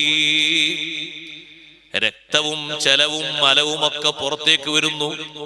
ഭക്ഷണം കഴിക്കുന്നത് അതേ രൂപത്തിൽ ദഹിക്കാതെ പുറത്തേക്ക് വരുന്നു. ചോദിച്ച ചോദ്യം അങ്ങനെയാണ്, പടച്ചോനെ ആഖിറത്തിലുള്ള ശിക്ഷ അതിഭയാനകമാണ്, ചിന്തിക്കാനോ കഴിയുന്നില്ല. ഇവിടെ നീ അത് തന്നുകൊണ്ട് അവിടെ നീ എനിക്ക് ലഘൂകരണം തരണം. ആ സ്വഹാബിയെ കാണാൻ വേണ്ടി സുബഹി നിസ്കാര ശേഷം അഷ്റഫുൽ ഖൽഖ് റസൂലുള്ളാഹി സ്വല്ലല്ലാഹു അലൈഹി വസല്ലം തങ്ങൾ സ്വഹാബിമാരോടൊപ്പം വീട്ടിലേക്ക് വന്നു. സുബഹിന്റെ ജമാഅത്തിന് എന്നും വരുന്ന സ്വഹാബിമാര് 2-3 ദിവസം തുടർച്ചയായി കാണാതെയായാൽ തങ്ങൾ അന്വേഷിക്കും, എവിടെയാണ് നമ്മളെ സുബഹിന്റെ ജമാഅത്തിന്? അവിടെ വന്ന് നിൽക്കുന്ന ഒരു സ്വഹാബിയുണ്ട്, എവിടെ? സുഖമില്ല എന്ന് പറഞ്ഞാൽ സന്ദർശിക്കാൻ സ്വഹാബിമാരെയും കൂട്ടിപ്പോകും. വീട്ടിലെത്തി നോക്കുമ്പോൾ ഈ സ്വഹാബിയുടെ ശരീരം കണ്ട് നബി തങ്ങൾക്ക് വലിയ വിഷമം തോന്നി. ചോദിച്ചു, നിങ്ങളുടെ അവസ്ഥ എന്താണ്? ആ സ്വഹാബി പറഞ്ഞു, ശരീരത്തിന്റെ ഉള്ളിൽ മുഴുവനും പുഴുവരിക്കുന്നത് പോലെ വേദനയാണ്. മൂർധാവ് മുതൽ കാൽപാദം വരെ വേദനയാണ്. എല്ലാ ഭാഗത്തും വേദന അനുഭവിക്കുന്നുണ്ട്. എന്ത് ഞാൻ ഭക്ഷണം കഴിച്ചാലും എന്റെ ഉള്ളിലുള്ളതൊക്കെ വളരെ വിഷമത്തോടെ പുറത്തേക്ക് വരുന്നു. കുടിക്കാൻ പറ്റുന്നില്ല, കഴിക്കാൻ പറ്റുന്നില്ല. നിങ്ങൾ എന്താണ് അള്ളാഹുവിനോട് അഭ്യർത്ഥിച്ചത്? പടച്ചോനെ, ആഖിറത്തിലെ ശിക്ഷ സഹിക്കാൻ പറ്റൂല, അതുകൊണ്ട് കുറച്ച് അവിടുത്തെ ശിക്ഷ ഇവിടെ തന്നിട്ട് അവിടെ നീ എനിക്കൊന്ന് ചുരുക്കി തരണം. നബി സല്ലല്ലാഹു അലൈഹി വസല്ലം തങ്ങൾ പറഞ്ഞു, അങ്ങനെ ചോദിക്കേണ്ടില്ലായിരുന്നു. പകരം നിങ്ങൾക്ക് റബ്ബനാ ആതിനാ ഫിദ്ദുനിയാ ഹസന വഫിൽ ആഖിറതി ഹസനതൻ വഖിനാ അദാബന്നാർ എന്ന് ചോദിച്ചൂടായിരുന്നില്ലേ? നിങ്ങളെ ശരീരം ഈ പരുവത്തിലായില്ലേ? നടക്കാൻ പറ്റാത്ത അവസ്ഥയിലായി പോയില്ലേ? ഖൗഫ് കൊണ്ട് ഖൗഫ് മൂർച്ച കൂടിയിട്ട് അങ്ങനെ സംഭവിച്ചു പോയി. ഒരു നേരം പരലോകത്തെ ചിന്തിച്ചുകൊണ്ട് സുബ്ഹാനല്ലാഹ് ബോധം കെട്ട് വീണുപോയ മഹാന്മാരുണ്ട്. വിചാരണയുടെ കടുപ്പം ആലോചിച്ചുകൊണ്ട് ദുനിയാവിൽ പലതും മാറ്റിവെച്ചവരുണ്ട്. ഞാൻ ആ ലിസ്റ്റ് എണ്ണുന്നില്ല. സ്വഹാബി വനിതകളുടെ ലിസ്റ്റ് എങ്ങനെയാണ്? ആഖിറത്തിലുള്ള വിചാരണ ആലോചിച്ചുകൊണ്ട് ദുനിയാവിൽ അവരുടെ ജീവിതം അവർ നിയന്ത്രിച്ചു പോയി. അള്ളാഹുവിന്റെ മുന്നിൽ ചോദ്യം വന്നാലോ ഞാൻ കുടുങ്ങിപ്പോകൂലേ എന്നവർ ചിന്തിച്ചു പോയി. ആ നിലക്ക് പരലോകത്തെ കുറിച്ചുള്ള ഒരു ബോധവും ഒരു പേടിയും എല്ലാ കർമ്മങ്ങളും ചെയ്യുന്നുണ്ടെങ്കിലും മുഅ്മിനീങ്ങളുടെ സവിശേഷതയുള്ള ഒരു അടയാളമാണ്. റബ്ബ് സുബ്ഹാനഹു വ തആല പറയുന്നു, വല്ലദീന സ്വബറു ഇബ്തിഗാഅ വജ്ഹി റബ്ബിഹിം. അഞ്ചാമത്തത്, അള്ളാഹുവിന്റെ മാർഗം ഉദ്ദേശിച്ചുകൊണ്ട് ക്ഷമ പാലിക്കുന്നവർ, അള്ളാഹുവിന്റെ പൊരുത്തം പ്രതീക്ഷിച്ചുകൊണ്ട് ക്ഷമ പാലിക്കുന്നവർ. ക്ഷമിക്കാനുള്ള കഴിവ് നല്ലോണം നമ്മൾ ആർജിക്കണം. ദുനിയാവിൽ വിവിധ രൂപങ്ങളിൽ ക്ഷമ പാലിക്കേണ്ടതുണ്ട്. ക്ഷമിക്കുന്നത് അള്ളാഹുവിന്റെ മാർഗം പ്രതീക്ഷിച്ചല്ലാതെയും ക്ഷമ വരും. ഇമാം റാസി റളിയല്ലാഹു അൻഹു പറയുന്നു, ക്ഷമിക്കാൻ പല രൂപത്തിൽ മനുഷ്യൻ മുന്നിടാറുണ്ട്. ചിലപ്പോൾ എന്തൊരു ക്ഷമയാണ് അയാൾക്ക് എന്ന് മറ്റുള്ളവർ പറയാനും വേണ്ടി ക്ഷമ വരും. നല്ല ക്ഷമയുള്ള ആളാണ്, നല്ല ഇത്ര മാത്രം ക്ഷമിക്കാൻ ഈ നാട്ടിലാർക്കും കഴിയൂല എന്ന് മറ്റുള്ളവർ പറയാൻ വേണ്ടിയും ആളുകൾ ക്ഷമ സ്വീകരിക്കും. അല്ലെങ്കിലോ എനിക്ക് ദുഃഖം വന്നിട്ട് മറ്റുള്ളവർക്കിടയിൽ ഒരു പോരായ്മ വരരുത് എന്ന നിലക്കും ആളുകൾ ക്ഷമിക്കും. മറ്റുള്ള ആളുകളുടെ ഇടയിൽ ഇത്ര സങ്കടം എന്തിനാണ് ആ ചങ്ങാതിക്ക് എന്ന് ആളുകൾ ആക്ഷേപിക്കപ്പെടാതിരിക്കാൻ സ്വബറ് പാലിക്കും. അതല്ലെങ്കിൽ മറ്റുള്ള ആളുകൾ കണ്ടിട്ട് സന്തോഷം വരാതിരിക്കാൻ വേണ്ടിയിട്ട് ഒരു ക്ഷമ പാലിക്കലുണ്ട്. ഇനി ദുഃഖിച്ചിട്ട് കാര്യമില്ല, സങ്കടപ്പെട്ടിട്ട് കാര്യമില്ല എന്ന നിലക്കും ക്ഷമ വരാറുണ്ട്. ആ നിലക്കുള്ള ക്ഷമക്കൊന്നും യാതൊരു സ്ഥാനവുമില്ല. അതേ സമയത്ത് റബ്ബ് സുബ്ഹാനഹു വ തആല ഓരോരുത്തർക്കും ഓരോ വിഷയങ്ങൾ നിശ്ചയിച്ചിട്ടുണ്ട്. ആ നിശ്ചയിച്ചതിന്റെ പരിധിയിൽ നിന്നുകൊണ്ട് ക്ഷമിക്കാൻ കഴിയണം. 3 തരത്തിലുള്ള ക്ഷമ കാര്യമായിട്ട് മഹാന്മാർ എണ്ണി പറയുന്നുണ്ട്. അതിലൊന്ന് അസ്സബ്റു അലാ ഫിഇലിൽ ഇബാദാത്ത്, ആരാധനകൾ നിർവഹിക്കാനുള്ള ക്ഷമയാണ്. നല്ലോണം വേണം. ആരാധന നിർവഹിക്കാനുള്ള ക്ഷമ നല്ലോണം വേണം. സുബൈക്ക് അവനാന്റെ പുരേന്ന് സുബൈക്ക് എണീറ്റ് വാഹനം ഉണ്ടാകട്ടെ ഇല്ലാതിരിക്കട്ടെ ജമാഅത്തിന് കൃത്യമായിട്ട് പള്ളിയിലെത്താൻ നല്ല സ്വബറ് വേണം. ഉറക്കം മാറ്റിയിട്ട് തഹജ്ജുദ് നിസ്കരിക്കണം, നല്ല സ്വബറ് വേണം. അത് ചെറിയ ഒരു സംഗതിയൊന്നുമല്ല, അത് പതിവാക്കാൻ. ഉസ്താദ് റമദാനിൽ നമ്മളൊക്കെ നിസ്കരിക്കലുണ്ട്. റമദാനിൽ നിസ്കരിക്കാൻ വേണ്ടിയല്ലേ നിൽക്കുന്നത്, കൂട്ടത്തിൽ നിസ്കാരം അടിക്കുകയാണ്. റമദാനിൽ കാര്യമായിട്ട് എഴുന്നേൽക്കുന്ന അത്താഴത്തിനാണ്. അപ്പൊ കൂട്ടത്തിൽ നടക്കട്ടെ, നിസ്കാരം കൂടി കൂലി കിട്ടില്ല എന്ന് ഞാൻ പറയുന്നില്ല. പക്ഷെ അത് റമദാൻ കഴിഞ്ഞിട്ട് പിറ്റേന്ന് പെരുന്നാളോടുകൂടി സ്റ്റോപ്പാണ് ഉണ്ടായി പോകുന്നത്. നാളെ പെരുന്നാളാണ്, ഇന്ന് അവസാനിച്ചു. അത് അന്ന് രാത്രി എണീറ്റു. അന്ന് ഭക്ഷണമൊന്നും കഴിക്കാനില്ല എന്ന് പറഞ്ഞു. ശരീരം തന്നെ പറഞ്ഞു ഇന്ന് ഫുള്ള് ഭക്ഷണല്ലേ, നോമ്പ് ഹറാമല്ലേ, എന്തിനേൽക്കുക. അപ്പൊ നിസ്കരിക്കാനും ദ്വാരക്കാനൊക്കെ ഉണ്ട് എന്ന് വേറൊരു ഭാഗത്തൂടെ ഇങ്ങനെ മന്ത്രം വന്നപ്പോ അതിന് എത്ര സമയമുണ്ട്? ഒരു 10-20 മിനിറ്റ് പോരെ. കിടന്നു വാങ്കൊടുക്കുമ്പോ എഴുന്നേറ്റു. അന്നത്തെ ദിവസം തന്നെ തീർത്തു, നിർത്തലാക്കി. നല്ല സ്വബറുണ്ടെങ്കിൽ അങ്ങനെയല്ല വരിക. ഒരൊറ്റ ദിവസവും അത് മുടങ്ങിപ്പോകൂല. ഏതെങ്കിലും ദിവസം അത് മുടങ്ങിപ്പോയാൽ അതിന്റെ പശ്ചാത്താപം കൊണ്ട് പിന്നെ മുടങ്ങാതിരിക്കാനുള്ള വലിയ തീരുമാനം ആ മനുഷ്യന്റെ വക്കൽ നിന്നുണ്ടാകും. ഒരിക്കൽ അങ്ങനെ സംഭവിച്ചു, ഇനി അങ്ങനെ ഉണ്ടായി പോകാൻ പാടില്ല എന്നുള്ള നിശ്ചയദാർഢ്യമുണ്ടാകും. അങ്ങനെ വല്ലപ്പോഴും സംഭവിച്ചാൽ അതിന്റെ കാരണങ്ങൾ അന്വേഷിക്കും. എന്റെ സ്വഭാവ ദൂഷ്യം കൊണ്ടാണോ അങ്ങനെ വന്നത്, എന്നാൽ ഞാൻ തിരുത്തണം, ഇന്ന് തന്നെ തിരുത്തണം, നാളത്തേക്ക് ബാക്കി വെക്കരുത് എന്ന് ചിന്തിക്കും. ആരാധനകൾ നിർവഹിക്കാനുള്ള ക്ഷമ നിങ്ങൾ കണ്ടിട്ടുണ്ടോ? മുൻഗാമികൾ എത്രമാത്രം ക്ഷമിച്ചിട്ടുണ്ട്. ജോലിയെടുക്കുന്ന സമയത്ത് ജോലിയൊക്കെ തീരട്ടെ നിസ്കരിക്കാൻ എന്നാണല്ലോ നമ്മൾ പലരും കണക്ക് കൂട്ടാറുള്ളത്. ഉമ്മമാരെ എല്ലാ ക്ലീനിങ്ങും എല്ലാ പണിയും കഴിഞ്ഞിട്ട് നിസ്കരിക്കാമെന്നുള്ള കണക്ക് അതൊരു സ്വബറല്ല, അത് സ്വബർ ഇല്ലാത്തതിന്റെ ലക്ഷണമാണ്. എല്ലാം കഴിഞ്ഞിട്ട് നിസ്കരിക്കാൻ വേണ്ടി കൈകെട്ടുമ്പോൾ എന്നുള്ള റാഹത്ത് എന്താണെന്നറിയോ? ഒരു റക്അത്ത് കിട്ടിയാൽ മുഴുവനും അതായി കിട്ടിയെന്നൊരു മസലല്ലേ. ആ മസല വലിയ റാഹത്തുള്ള മസലയാണ്. കാരണം പലപ്പോഴും ളുഹറും അസ്റും ജമ്മാക്കാനുള്ള തൗഫീഖാണ്. എത്രയോ വലിയ തൗഫീഖാണത്. മഗ്രിബും ഇശാവും ജമ്മ്, ളുഹറും അസ്റും ജമ്മ്, സൂരിയ ജമ്മ്. കോലം നോക്കിയാൽ ജമ്മാണ്, നിയമം നോക്കിയാൽ ജമ്മല്ലെങ്കിലും. പിന്നെ ആകെ നിസ്കരിക്കുന്ന വേറിട്ട് നിസ്കരിക്കുന്ന നിസ്കാരം സുബഹിയേ ഉള്ളൂ. സുബഹിയും നമ്മൾ എഴുന്നേൽക്കും. എന്നും നമ്മുടെ വാച്ച് അടിക്കുന്നത് 6:15. ഇപ്പോഴും ഉണ്ടാവും കുറെ മഹാന്മാർ അങ്ങനെ 6:15. ഒരു 6:15 സിസ്റ്റം, 6:20 സിസ്റ്റം. അങ്ങനെ എഴുന്നേറ്റ് അവർ പ്രാഥമിക കർമ്മങ്ങളൊക്കെ നിർവഹിച്ച് ഇങ്ങനെ വന്ന് നിസ്കാരം കഴിഞ്ഞിട്ട് പുറത്ത് വന്നിട്ടും കലണ്ടറിലൊക്കെ നോക്കുകയാണ്. ഏതെങ്കിലും ഒരു കലണ്ടറിൽ ഒരു 3 മിനിറ്റ് അപ്പുറത്തേക്ക് എഴുതി കണ്ട നല്ല കലണ്ടറാണത്. കാരണം ഉദയം ഒരു 3 മിനിറ്റ് വൈകിട്ട് എഴുതിയത്. ആ കലണ്ടറിന് എല്ലാ കൊല്ലവും വാങ്ങണം. ഇവന് ഇഷ്ടം പോലെ ഉറങ്ങാലോ. അതാണ് പതിവ്. അപ്പൊ അതിനൊരു ക്ഷമയുണ്ടെങ്കിൽ ആ കൃത്യനേരത്തെ നിർവഹിക്കും. ഇബാദത്തിനുള്ള ക്ഷമ, ആരാധന കൃത്യസമയത്ത് നിർവഹിക്കാനുള്ള ക്ഷമ എല്ലാവരും ആർജിക്കണം. ഉസ്താദുമാർ മുത്തഅല്ലിമീങ്ങൾക്ക് നൽകുന്ന വലിയ ശിക്ഷണത്തിന്റെ ഒരു ഭാഗം അതാണ്. വളരെ കൃത്യമായിട്ട് തെറ്റിപ്പോകാതെ ആ ശിക്ഷണത്തിലാണ് ദർസുകളും നമ്മുടെ സ്ഥാപനങ്ങളും മറ്റുമൊക്കെ നീങ്ങിക്കൊണ്ടിരിക്കുന്നത്. കൃത്യസമയത്ത് വിളിച്ചുണർത്തി ജമാഅത്തിൽ സംബന്ധിക്കുന്നതിന് വേണ്ടി എല്ലാവരെയും നോക്കി വാച്ച് ചെയ്ത് മുടങ്ങാത്ത രീതിയിൽ അങ്ങനെ കൊണ്ടുപോകാൻ.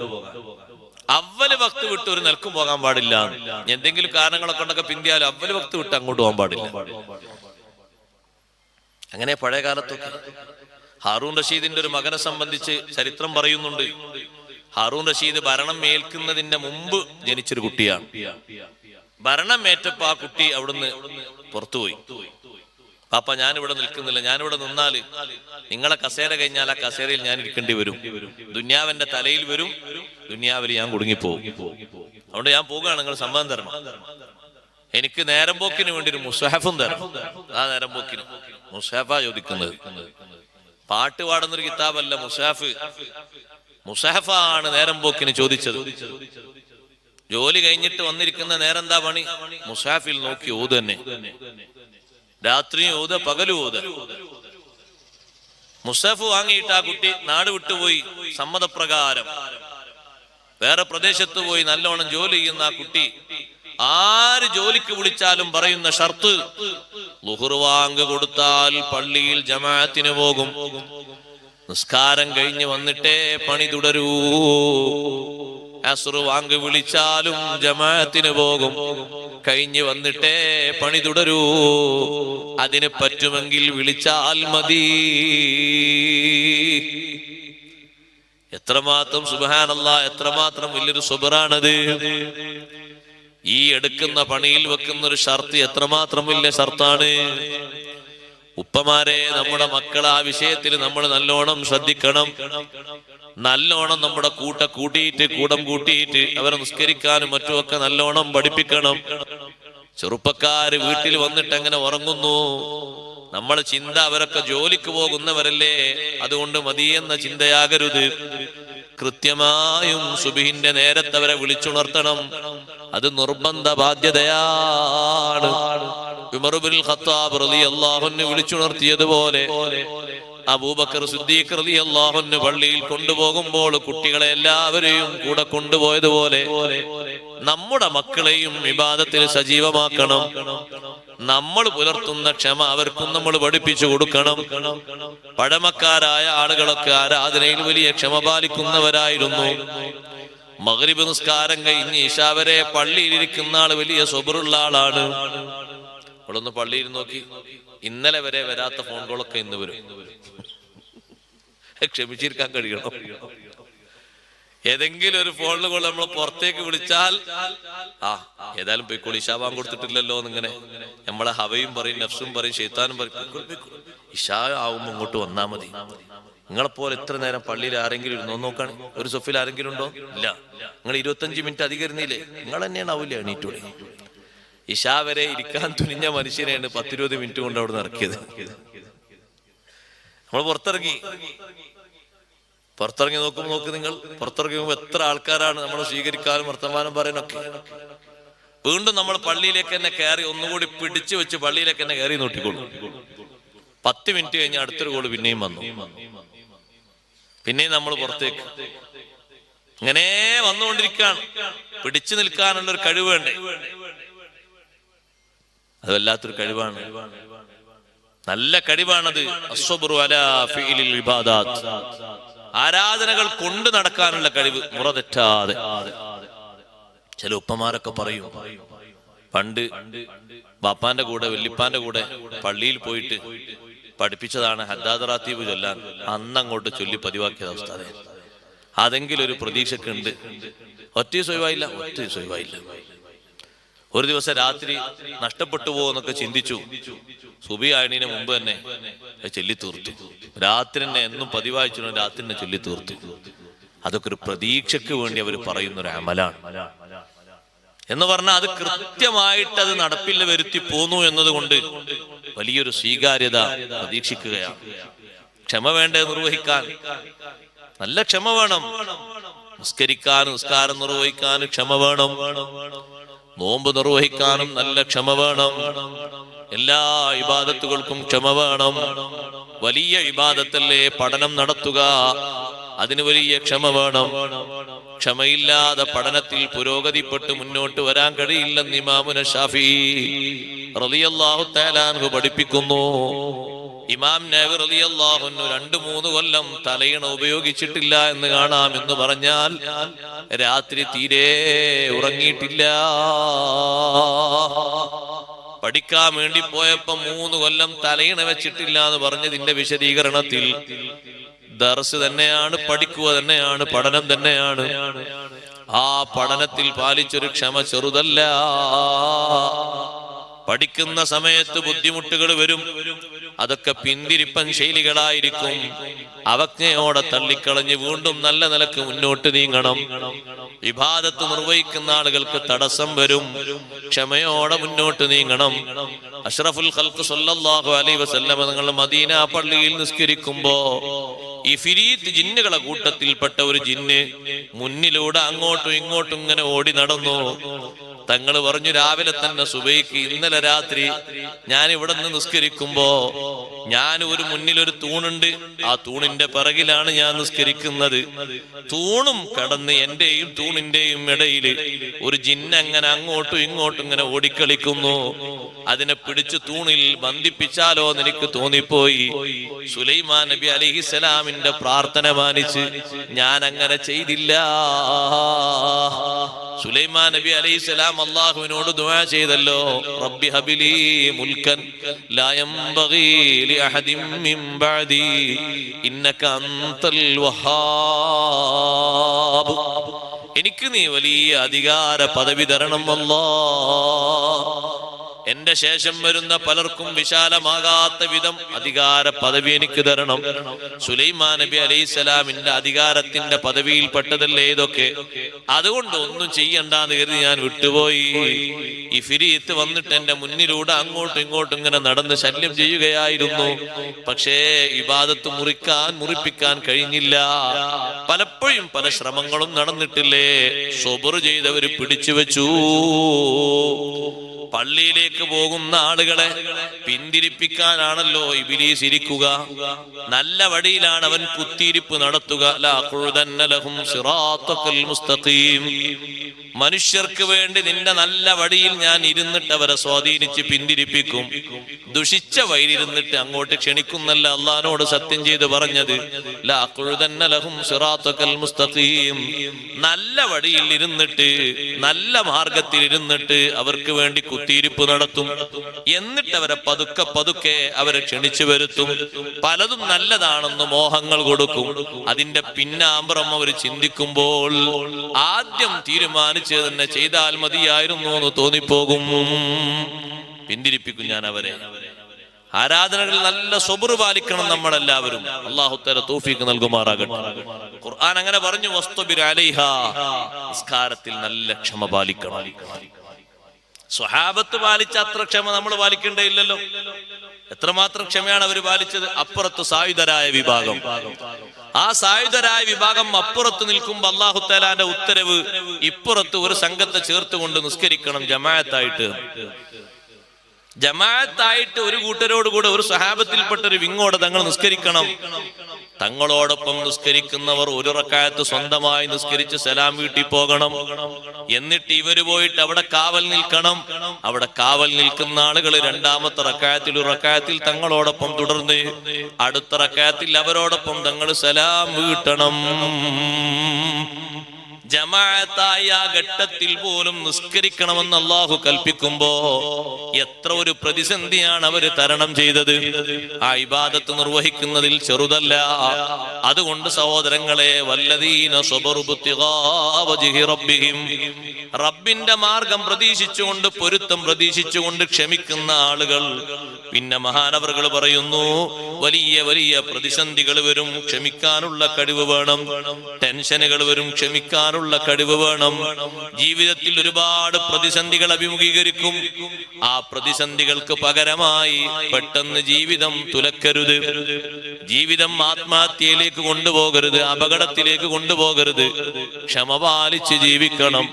ഏറ്റവും കൂടുതൽ വേണ്ടപ്പെട്ടിരുന്ന ആളുകൾ പെട്ടെന്ന് പിരിഞ്ഞു പോയേക്കാം. വല്ലാത്ത ടെൻഷനാണ്. സബ്ർ ചെയ്യണം. നല്ല പ്രിയപ്പെട്ട മക്കൾ പിരിഞ്ഞു പോകുമ്പോ മഹാന്മാര് അൽഹംദുലില്ലാ എന്ന് പറഞ്ഞതുപോലെ അല്ലാഹു തആലാന്റെ ഖളായിൽ തൃപ്തിപ്പെട്ടുകൊണ്ടാണ് ആ ഹംദ്.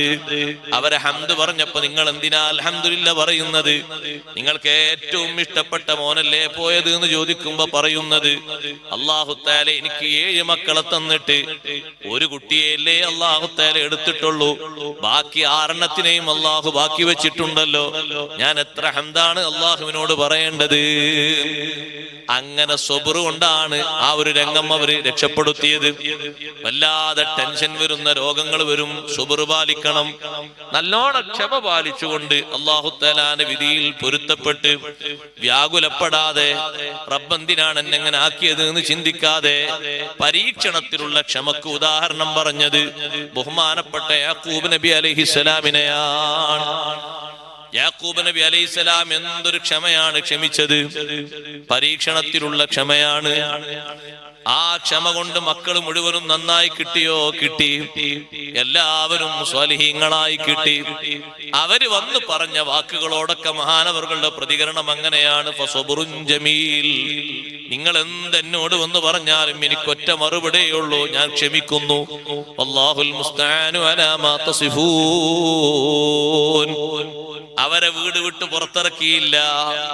ചെയ്ത കുറ്റത്തിന്റെ പേരിൽ 10 മക്കളെയും വീട്ടിൽ നിന്ന് പുറത്തേക്ക് ആക്കിയില്ല, തള്ളിയില്ല, ആക്ഷേപിച്ചില്ല.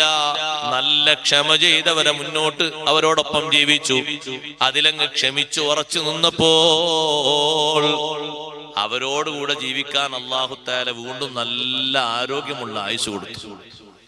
കാഴ്ചയൊക്കെ പൂർണാർത്ഥത്തിൽ തിരിച്ചു കൊടുത്തു. ആ സബറിന്റെ പിന്നിൽ കിട്ടിയ ഭംഗിയാണ്.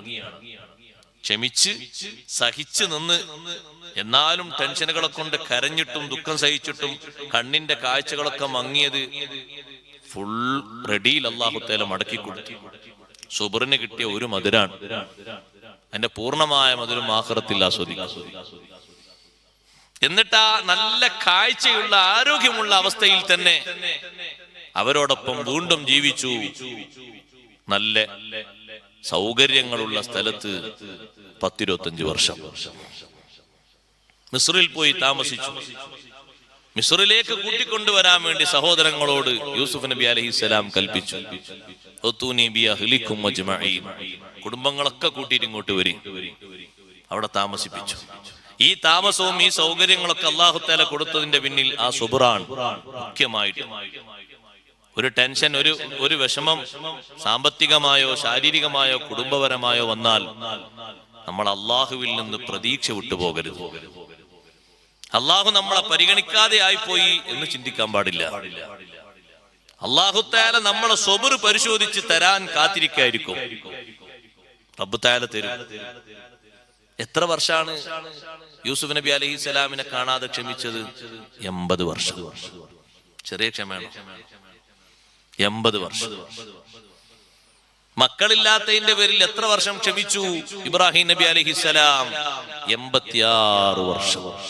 86ാമത്തെ വയസ്സിൽ അള്ളാഹു ഒരു കുഞ്ഞിനെ നൽകി. പിന്നെയും അള്ളാഹു തആല നൽകി. ഒരു 10 വർഷങ്ങൾക്ക് ശേഷം, 13 വർഷത്തിന് ശേഷം മറ്റൊരു കുഞ്ഞിനെയും കൂടി നൽകി, ഇസ്ഹാഖ് നബി അലൈഹിസ്സലാമിനെ.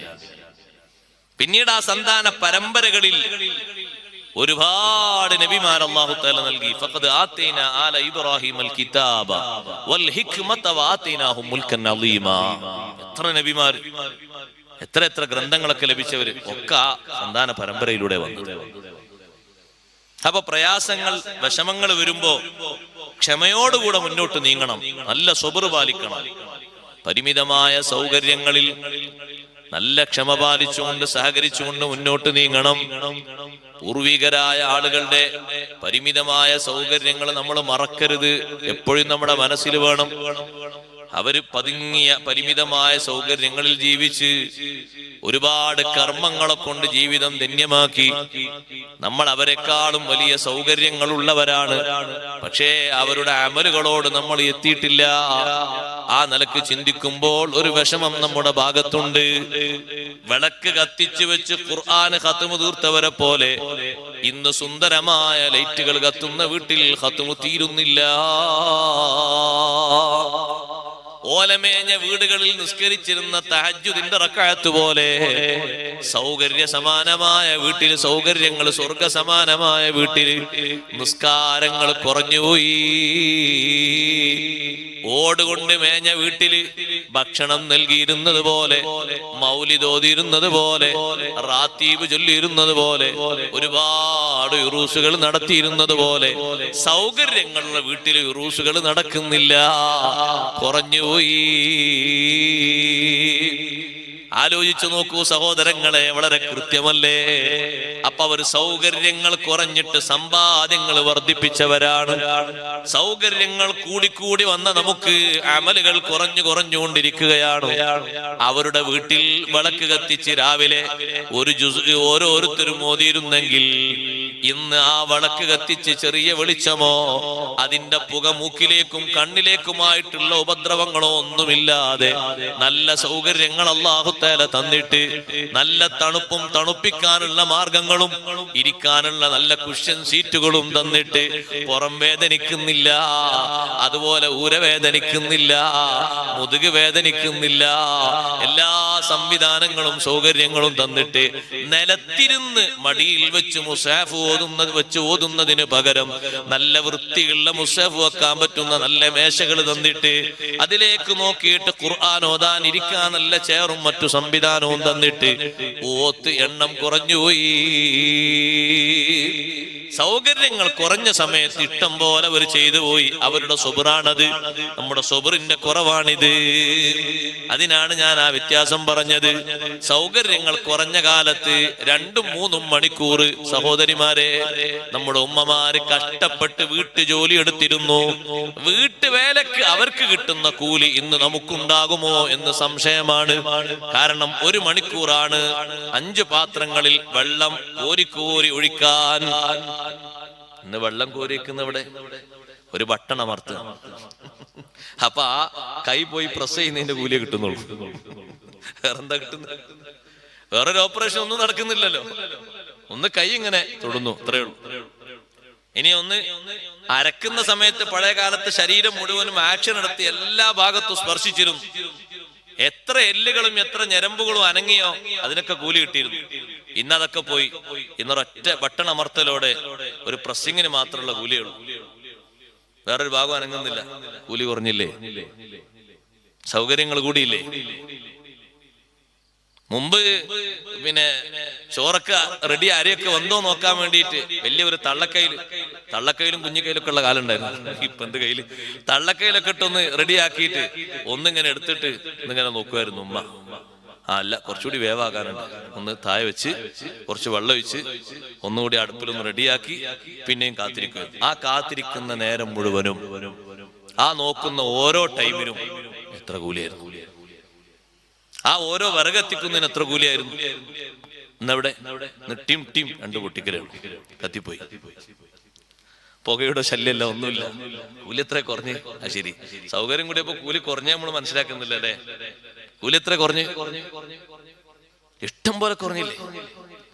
മുമ്പൊക്കെ ഒരു വീട്ടിലെ 5 ആളുകളുടെ 4 ആളുകൾ ഡ്രസ്സ് അലക്കിയിട്ട് എത്ര കൂലി വാരിക്കൂട്ടിയിരുന്നു. ഡ്രസ്സുകളെല്ലാം കൊണ്ടുപോയി റെഡിയാക്കി ഇങ്ങനെ അടുത്തൊരു ബട്ടൺ അമർത്തി വേറൊരു ഭാഗത്തേക്കാക്കി വെള്ളം ഒഴിവാക്കി പിന്നെ കുറച്ചുകൂടി ഇട്ട് റെഡിയാക്കി. ആകെ ഒരു 4 മിനിറ്റ്. മുമ്പ് 2 മണിക്കൂർ. വെള്ളം കോരിയെടുത്ത് അതവിടെ കല്ലിന്റെ അടുത്ത് കൊണ്ടുവന്ന് വെച്ച് ആ വെയില് ഒക്കെ സഹിച്ച് ആ ചെളിയും മറ്റും ഒക്കെ തരണം ചെയ്ത് ഓരോന്നും ക്ലീൻ ചെയ്ത് വൃത്തിയാക്കി എടുത്ത്. ഇന്ന് എത്ര പെട്ടെന്ന്, എത്ര കൂലി കുറഞ്ഞു, എത്ര അമല് കുറഞ്ഞു. സൗകര്യങ്ങൾ വർദ്ധിച്ചു വന്നപ്പോ കൂലികളൊക്കെ കുറഞ്ഞുപോയി. ഒരുപാട് സൗകര്യങ്ങളാണ്. അപ്പൊ നമ്മുടെ അമല് കുറയാൻ പാടില്ല. ആഖിറത്തിലേക്കുള്ള സമ്പാദ്യമായ അമല് കുറയാൻ പാടില്ല. എല്ലാ വീട്ടിലും കുറവുള്ളൊരു അമല്, നമ്മളെ ചെറുപ്പക്കാരും ചെറുപ്പക്കാരികളെയും ഇരുത്തിയിട്ട് നമ്മൾ നിർവഹിക്കേണ്ട പ്രധാനപ്പെട്ട അമല്, വീടുകളിലൊക്കെ കുറവുള്ളത് ഖുർആനോത്താണ്. ഖുർആനോത്ത് നന്നായി ഉമ്മമാരെ, സഹോദരങ്ങളെ, മക്കൾക്ക് പഠിപ്പിക്കണം. ഇന്ന് പഠിപ്പിക്കാനും വലിയ പ്രയാസമാണ് നേരിടുന്നത്. എന്തേ ഇന്നലെ ഖുർആൻ ഓതാതിരുന്ന് എന്നൊരു ഉസ്താദ് ഗൗരവത്തോട് ചോദിച്ചാൽ കേസായി. പിന്നെ എങ്ങനെ അത് പഠിപ്പിക്കാം? അതറിയണില്ല. അങ്ങനെ ചോദിച്ചിട്ടുള്ളൂ, എന്തേ ഖുർആൻ ഇന്നലെ ഓതാതിരുന്നത്? അപ്പൊ കുട്ടി പോയിട്ട് ഉസ്താദ് എന്നെ ഭീഷണിപ്പെടുത്തി അവിടെ റെക്കോർഡ് ചെയ്തിട്ടുണ്ട്. അവിടെ എല്ലാ മദ്രസയിലും ഇപ്പൊ റെക്കോർഡിംഗ് സിസ്റ്റം ഉണ്ടല്ലോ. ഒന്ന് പരിശോധിച്ചു നോക്കുമ്പോ എന്താണ്, എന്തേ ഇന്നലെ ഖുർആൻ ഓതാതിരുന്നു? ഒറ്റ ചോദ്യം. അപ്പൊ പിന്നെന്താണ്? ഒന്നും ചോദിക്കണം. മുസാഫ് തുറക്കിയ മക്കളെ തുറന്നു, ബിസ്മില്ലാഹിർ റഹ്മാനിർ റഹീം. അപ്പൊ എല്ലാവരും ബിസ്മില്ലാഹിർ പറയും. ആരും ഓതാത്തവരോട് ചോദ്യമില്ല, പഠിച്ചവരോട് പഠിച്ചാത്തവരൊന്നും ചോദ്യമില്ല. എത്ര കണക്കിന് കുറവുണ്ട്. ആ കുറവ് നമ്മൾ പരിഹരിക്കണം വീടുകളിൽ വെച്ച് എന്നാ ഞാൻ പറഞ്ഞു. നമ്മളവിടെ ഇരുന്നിട്ട് അവരെ ഓത്ത് ശ്രദ്ധിച്ചുകൊണ്ട് റെഡിയാക്കണം. സമയം കാണണം, സൗകര്യങ്ങൾ കാണണം, പഠിപ്പിക്കണം നന്നായി. അതൊരു ക്ഷമയാണ്. കുട്ടികളെ ഓത്ത് ക്ലിയർ ആക്കുന്നുണ്ടോ റെഡിയാകുന്നുണ്ടോ നോക്കിയിരിക്കാനും ക്ഷമ വേണം. അതൊക്കെ അവർ പഠിച്ചോട്ടെ, എഴുതിക്കോട്ടെ എന്ന് വിട്ടുപോകാൻ പാടില്ല. ഒത്തിരിപ്പ് നടത്തിയിട്ട് അവിടെ ഇരുത്തിയിട്ട് അവരെ ഓത്ത് കേൾക്കണം, എഴുത്ത് കാണണം, വായിക്കുന്നത് നോക്കണം, ഉത്തരം പറയുന്നത് ഏതെന്നൊക്കെ ശ്രദ്ധിക്കണം. ഇൽമ അവർക്ക് കുറയാൻ പാടില്ല. മെനക്കെട്ട് കൊണ്ട് അവർക്ക് ഇൽമ പഠിപ്പിക്കണം. നമ്മുടെ മക്കളെ നമ്മൾ ആ രൂപത്തിലാക്കണം, നന്നായി പഠനമുള്ളവരാക്കണം. അപ്പൊ പ്രതിസന്ധികൾ തരണം ചെയ്യാനുള്ള ക്ഷമ, അസ്വബ്റു അലൽ ബലാ വേണം. ഏറ്റവും കൂടുതൽ പ്രതിസന്ധികൾ തരണം ചെയ്യാനുള്ള ക്ഷമ. 13 വർഷക്കാലം സയ്യിദുനാ റസൂലുള്ളാഹി സ്വല്ലല്ലാഹു അലൈഹി വസല്ലം തങ്ങളും സ്വഹാബത്തും ക്ഷമിച്ചു. ക്ഷമയുടെ പകരമായി അല്ലാഹു വലിയ സന്തോഷം കൊടുത്തു. എത്രയാണ് അവർ ക്ഷമിച്ചത്?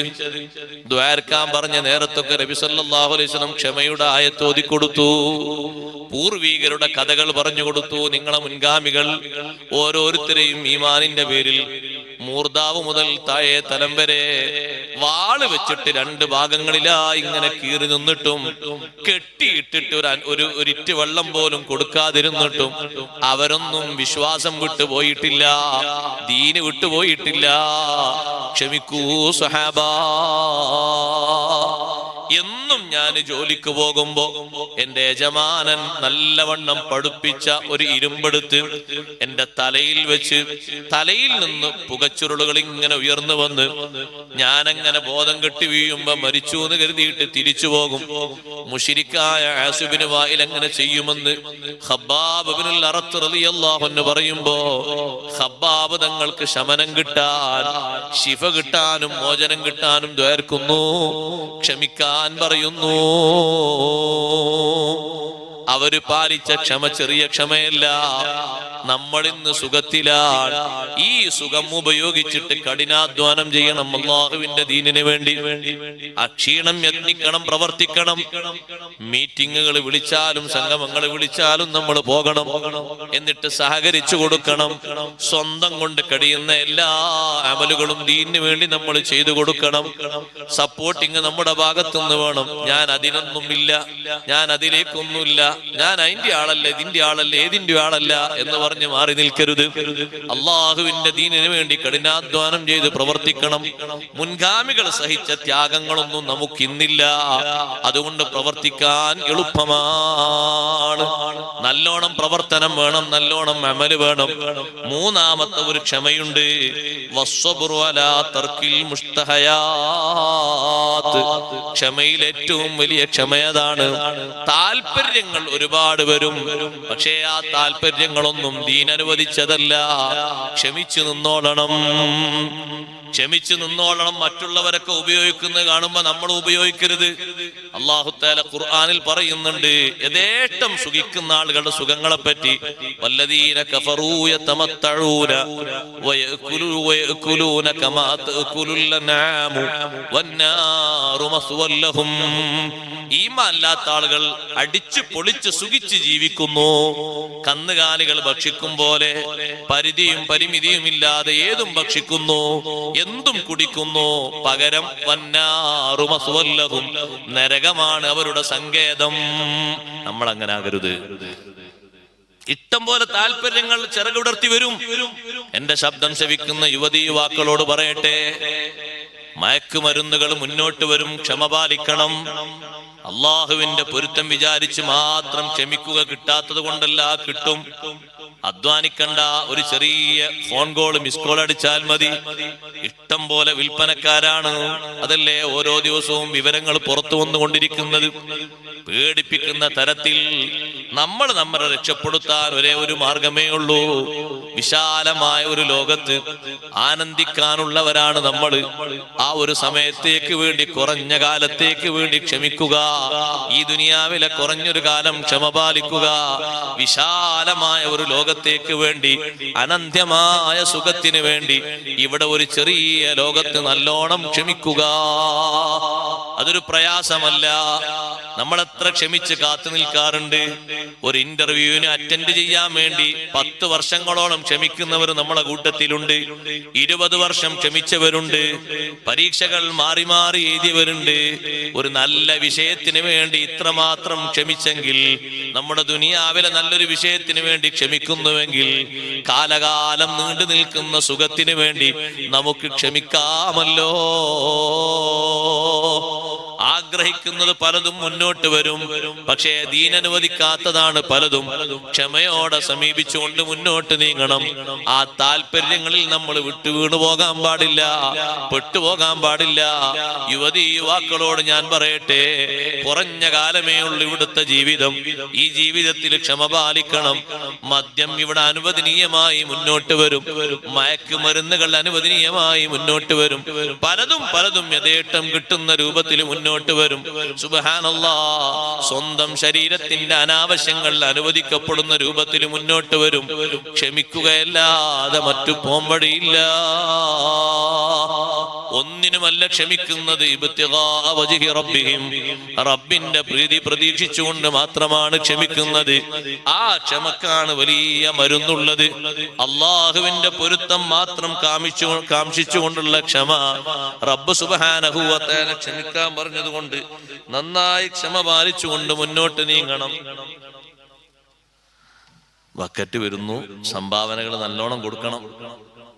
ഇന്നലെയും ഒരുപാട് ആളുകൾ നമ്മുടെ മുത്തഅല്ലിമീങ്ങൾക്ക് വേണ്ടി, ഭക്ഷണത്തിലേക്ക് വേണ്ടി ബഹുമാനപ്പെട്ട സയ്യിദ് അവറുകളുടെ ചോദ്യത്തിന് ഉത്തരമായി ഉസ്താദുമാരുടെ ഒക്കെ സാന്നിധ്യത്തിൽ വലിയ വലിയ സംഭാവനകൾ ചെയ്തിട്ടുണ്ട്. അള്ളാഹു സ്വീകരിക്കുമാറാകട്ടെ. ഇൽമിന്റെ വലിയ ഖിദ്മത്തായിട്ട് അള്ളാഹു കബൂലാക്കുമാറാകട്ടെ.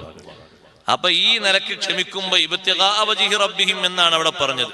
അല്ലാഹു തആലാന്റെ പൊരുത്തം പ്രതീക്ഷിച്ചുകൊണ്ട് അങ്ങനെ ക്ഷമിക്കുമ്പോൾ ഒരു പ്രയാസം ഉണ്ടാകൂല. റബ്ബ് തആല ക്ഷമിക്കാൻ പറഞ്ഞുകൊണ്ടാണല്ലോ ക്ഷമിക്കുന്നത്. അതുകൊണ്ട് നല്ലോണം ക്ഷമിക്കും. പിന്നെ കൂട്ടത്തിൽ പറഞ്ഞു വഅഖാമുസ്സലാ. ഖുർആനിൽ എല്ലാ സ്ഥലത്തും അല്ലാഹു തആല മൊത്തം പറഞ്ഞിട്ടുണ്ടെങ്കിലും വേറിട്ട് എണ്ണി പഠിപ്പിക്കുന്നത് ഈ ഒരു വിഷയത്തിന്റെ മർമ്മം പഠിപ്പിക്കാൻ വേണ്ടിയാണ്. ഇമാം റാസി റളിയല്ലാഹു അൻഹു പറഞ്ഞു, ആദ്യം പറഞ്ഞ 2 വിഷയത്തിലും ഇത് ഉൾപ്പെട്ടിട്ടുണ്ട്. പിന്നെയും എന്തിനാ എടുത്തു പറഞ്ഞത്? തബ്ബീഹൻ അലാ കൗനിഹാ അഷ്റഫ മിൻ സായിരിൽ ഇബാദാത്തി, മറ്റു എല്ലാ ഇബാദത്തുകളെക്കാളും ഏറ്റവും മഹത്വമുള്ള ഇബാദത്ത് നിസ്കാരമാണ്. അത് കൂടുതൽ ശ്രദ്ധിക്കാൻ വേണ്ടിയാണ് അഖാമുസ്സലാ, നിസ്കരിക്കുന്നവർ എന്നല്ല ഖുർആനിലുടനീളം അല്ലാഹു പറഞ്ഞത്, നിസ്കാരം കൃത്യമായും നിത്യമായും നിർവഹിക്കുന്നവർ എന്നാണ്. അതുകൊണ്ടാണ് അങ്ങനെ ഒരു പ്രയോഗം അല്ലദീന യുഖീമൂനസ്സലാ അഖിമിസ്സലാ അഖിമിസ്സലാത ലിദിക്രി പറഞ്ഞിടത്തൊക്കെ അല്ലാഹു അങ്ങനെയാ പറഞ്ഞത്. ഹാഫിളൂ അലസ്സലവാതി വസ്സലാത്തിൽ വുസ്താ, പതിവായി കൊണ്ട് നടക്കണം.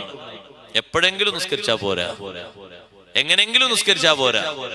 എപ്പോഴെങ്കിലൊക്കെ നിസ്കരിക്കുന്ന ആളാണ്, ആഴ്ചയിലൊക്കെ വെള്ളിയാഴ്ച ഒരു ജുമ നിസ്കരിക്കും, അല്ലെങ്കിൽ മാസത്തിൽ എപ്പോഴെങ്കിലൊക്കെ ഒരു രോഗം വരുമ്പോ മാത്രം ഒരു നിസ്കാരം നിസ്കരിക്കും, അല്ലെങ്കിൽ കുടുംബത്തിൽ എന്തെങ്കിലും ആർക്കെങ്കിലും ഒക്കെ രോഗം വരികയാണെങ്കിൽ വേഗം നിസ്കരിച്ചിട്ട് പഠിച്ചോ കുറച്ചുകൂടി ദീർഘായുസ് ഇരട്ടേറ്റ് ഒന്ന് നിസ്കരിക്കും. അതല്ലെങ്കിലോ വർഷത്തിലൊരു നിസ്കാരം, പെരുന്നാളിന് എല്ലാവരും പള്ളിയിൽ വരുമ്പോ ഞാനും ഈ നാട്ടിലുണ്ട് മരിച്ചിട്ടില്ല എന്ന് അറിയിക്കാൻ വേണ്ടി ഒരു നിസ്കാരം. അങ്ങനെ ഒരു വാർഷിക പതിപ്പോ മാസാന്ത പതിപ്പോ വാരാന്ത പതിപ്പോ ആയി മാറാതെ കൃത്യമായും നിത്യമായും നിസ്കരിക്കുന്നവരാകണം. നിസ്കാരത്തിൽ കൂടുതൽ ശ്രദ്ധ പാലിക്കണം. ഞാനത് നീട്ടിപ്പരത്തി പറയുന്നില്ല. സ്വർഗത്തിലേക്കുള്ള വിഷയങ്ങൾ പഠിപ്പിച്ച ഖുർആനിൽ എവിടെ പറഞ്ഞിട്ടുണ്ടോ അടയാളങ്ങൾ, നിസ്കാരം അല്ലാഹു എടുത്തു തന്നെ പറഞ്ഞിട്ടുണ്ട്, വ്യക്തമായി തന്നെ പറഞ്ഞിട്ടുണ്ട്. പല ആരാധനകളും അല്ലാഹു തആല വ്യംഗ്യമായി പറഞ്ഞതാണ്. പക്ഷേ നിസ്കാരം അങ്ങനെയല്ല, അത് എടുത്തു തന്നെ പറഞ്ഞിട്ടുണ്ട്. അതാ നിസ്കാരം എന്ന് പറയുന്ന കർമ്മത്തിന്റെ മഹത്വം പഠിപ്പിക്കാനാണ്. വേറെ ഏത് സംഗതികളെ പോലെയുമല്ല നിസ്കാരം. നിസ്കാരത്തിന്റെ ബാധ്യത കുറച്ച് കൂടുതലാണ്. ഹജ്ജ് നോക്കൂ സഹോദരങ്ങളെ, അതിന് നിശ്ചിത വ്യക്തികളിൽ മാത്രം അത് പരിമിതമാണ്. സക്കാത്തും അങ്ങനെ തന്നെയാണ്, സമൂഹത്തിൽ നിർണയിക്കപ്പെട്ട ചില ആളുകളിൽ മാത്രം ഒതുങ്ങുന്നതാണ്. നോമ്പിനും അങ്ങനെയാണ്, കഴിവുള്ളവർക്ക് മാത്രമാണ് അത് ബാധ്യത. ശാരീരികമായി നല്ല കഴിവ് വേണം.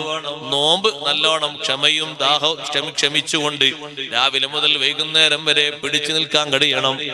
ആരോഗ്യം അതിനനുവദിക്കുന്നില്ലെങ്കിൽ നോമ്പ് നോൽക്കാൻ പാടില്ല, ശരീരത്തെ ബുദ്ധിമുട്ടിക്കാൻ പാടില്ല. പകരം അയാള് മുത്തു കൊടുക്കണം, അതാണ് അതിനുള്ള ഫിദിയ. അതേ സമയത്ത് നിസ്കാരം അങ്ങനെയല്ല. ബുദ്ധി ശേഷിക്കുന്ന കാലത്തോളം നിസ്കരിക്കണം. ആരോഗ്യം കുറഞ്ഞാലോ നിസ്കാരം വേണം, കിടപ്പിലായാലോ നിസ്കാരം വേണം. എഴുന്നേൽക്കാൻ പറ്റുന്നില്ല, സംസാരിക്കുന്നുണ്ട്, കിടന്നിട്ടാണ് ഭക്ഷണം കഴിക്കുന്നത്, എഴുന്നേൽക്കാൻ പറ്റാത്ത അവസ്ഥയിലാണ്, നിസ്കാരം വേണോ? നിസ്കാരം വേണം. രണ്ട് കൈയിനും രണ്ട് കാലിനും പരിക്ക് പറ്റിയിട്ട് കെട്ടി ഭദ്രമാക്കി അനങ്ങാൻ പാടില്ല എന്ന് പറഞ്ഞിട്ടും കിടക്കുകയാണ്. നിസ്കാരം വേണോ? നിസ്കാരം വേണം. മറ്റൊരുപാട് കർമ്മങ്ങൾ ഒഴിവാകുന്നിടത്തും നിസ്കാരം ഒഴിവാകുന്നില്ല. ബുദ്ധി നിലനിൽക്കുന്ന കാലത്തോളം ആ സംഗതി അത്രയും അല്ലാഹു ബാധ്യതയാക്കി വെച്ചു. ചിലപ്പോൾ ചിലർക്ക് ജീവിതത്തിൽ ഹജ്ജിന് പോകാനുള്ള ബാധ്യത തന്നെ കിട്ടൂല, ഫർള് മാറൂല. ചിലർക്ക് സക്കാത്തിന്റെ നിർബന്ധം വന്നു ചേരൂല, ചിലർക്ക് നോമ്പിന്റെ നിർബന്ധം തീരെ വന്നു ചേരൂല. ഇതൊന്നും വന്നു ചേരാത്തവർക്കും നിസ്കാരത്തിന്റെ നിർബന്ധം വന്നു ചേരുന്നുണ്ട്. അതുകൊണ്ടാണ് അല്ലാഹു തആല നിസ്കാരം എന്ന് പറയുന്നത് നിന്ന് തന്നെ നിർവഹിക്കണമെന്നില്ല, ഇരുന്ന് തന്നെ നിർവഹിക്കണമെന്നില്ല, കിടന്നിട്ടും നിർവഹിക്കാം, ആംഗ്യത്തിലൂടെയും നിർവഹിക്കാം, മനസ്സിൽ രൂപപ്പെടുത്തിയും നിർവഹിക്കാം. ഒരു നിലക്കും അത് ഒടിവല്ല. ഇങ്ങനെയുള്ളൊരു അമല് നിസ്കാരം മാത്രമേ ഉള്ളൂ. അതുകൊണ്ട് നിസ്കാരം നല്ലോണം പരിഗണിക്കണം. നിസ്കാരത്തിന്റെ വിഷയത്തിൽ കൂടുതൽ ശ്രദ്ധിക്കണം. നമ്മുടെ നേതാവ് സയ്യിദുനാ റസൂലുള്ളാഹി സ്വല്ലല്ലാഹു അലൈഹി വസല്ലമ തങ്ങൾ ഏറ്റവും കാർക്കശ്യം പുലർത്തിയ അമലാണ് നിസ്കാരം. ഏറ്റവും തങ്ങൾക്ക് സഹിക്കാൻ പറ്റാത്തൊരു സങ്കടം വന്ന ഒരു വിഷയമാണ് നിസ്കാരം സമയത്ത് നിന്ന് തെറ്റി എന്നുള്ളത്. ഇത്രയാണ് അതിന്റെ ഗൗരവം. ആ മുത്തുനബി സല്ലല്ലാഹു അലൈഹി വസല്ലമ തങ്ങളുടെ നെറ്റിയിലേക്ക് ഇബ്നു ഖംഅത്ത് എറിഞ്ഞു ഉഹദിന്റെ രണഭൂമിയിൽ വെച്ച്. രക്തം ഇങ്ങനെ പൊടിഞ്ഞു വീണു. സ്വഹീഹുൽ ബുഖാരിയിലും ഇമാം മുസ്ലിം റഹ്മത്തുള്ളാഹി അലൈഹി റിപ്പോർട്ട് ചെയ്ത ഹദീസിൽ കാണാം, അലി ബിൻ അബി ത്വാലിബ് റളിയല്ലാഹു അൻഹു ഒരു പാത്രത്തിൽ രക്തം ഇങ്ങനെ ഒപ്പിയെടുത്ത് പാത്രത്തിൽ നിന്ന് വെള്ളം കൊണ്ട് ഇങ്ങനെ കഴുകുന്നു. പക്ഷെ രക്തം നിലക്കുന്നില്ല. സ്വഹാബിമാർ പല മാർഗങ്ങളും നോക്കുന്നു. ഫാത്തിമ ബീവി റളിയല്ലാഹു അൻഹ രക്തം നിലക്കാത്തത് കണ്ടപ്പോ പെട്ടെന്ന് വീട്ടിലേക്ക് പോയി പായയുടെ ഒരു ഭാഗം മുറിച്ചെടുത്ത് അത് കരിച്ചിട്ട് ആ ചാരം കൊണ്ടുവന്ന് നെറ്റിയിൽ അമർത്തി വെച്ചു, കുറച്ചു നേരം ഇങ്ങനെ പിടിച്ചു വെച്ചു. അപ്പോഴാണ് രക്തം നിലച്ചത്. ഈ എറിഞ്ഞ വ്യക്തിയെ നബി സല്ലല്ലാഹു അലൈഹി വസല്ലം നിങ്ങൾക്കറിയാം. അയാളുടെ ജീവിതം തങ്ങളൊന്ന് മനസ്സിൽ വെച്ച് ഒന്നൊരു നോട്ടം നോക്കിയിട്ട് എതിർപ്പ് പ്രകടിപ്പിച്ചാൽ അയാളുടെ ജീവിതം അവസാനിച്ചു പോയി. ദുആ ചെയ്തില്ല. അതേ ഉഹുദിലല്ലേ സഹോദരങ്ങളെ, കയ്യിന്റെ വിരലിന് ഏറുകൊണ്ടിട്ട് രക്തം ഇങ്ങനെ ഉറ്റി വീഴുന്നു. ഷഹാദത്തിന്റെ മഹത്വം, കയ്യിന്റെ സറഫാക്കപ്പെട്ട കൈ എത്രമാത്രം പുണ്യമുള്ള കൈയാണ്. ആ കയ്യിന്റെ വിരലിന് രക്തം ഉറ്റി വീഴുമ്പോ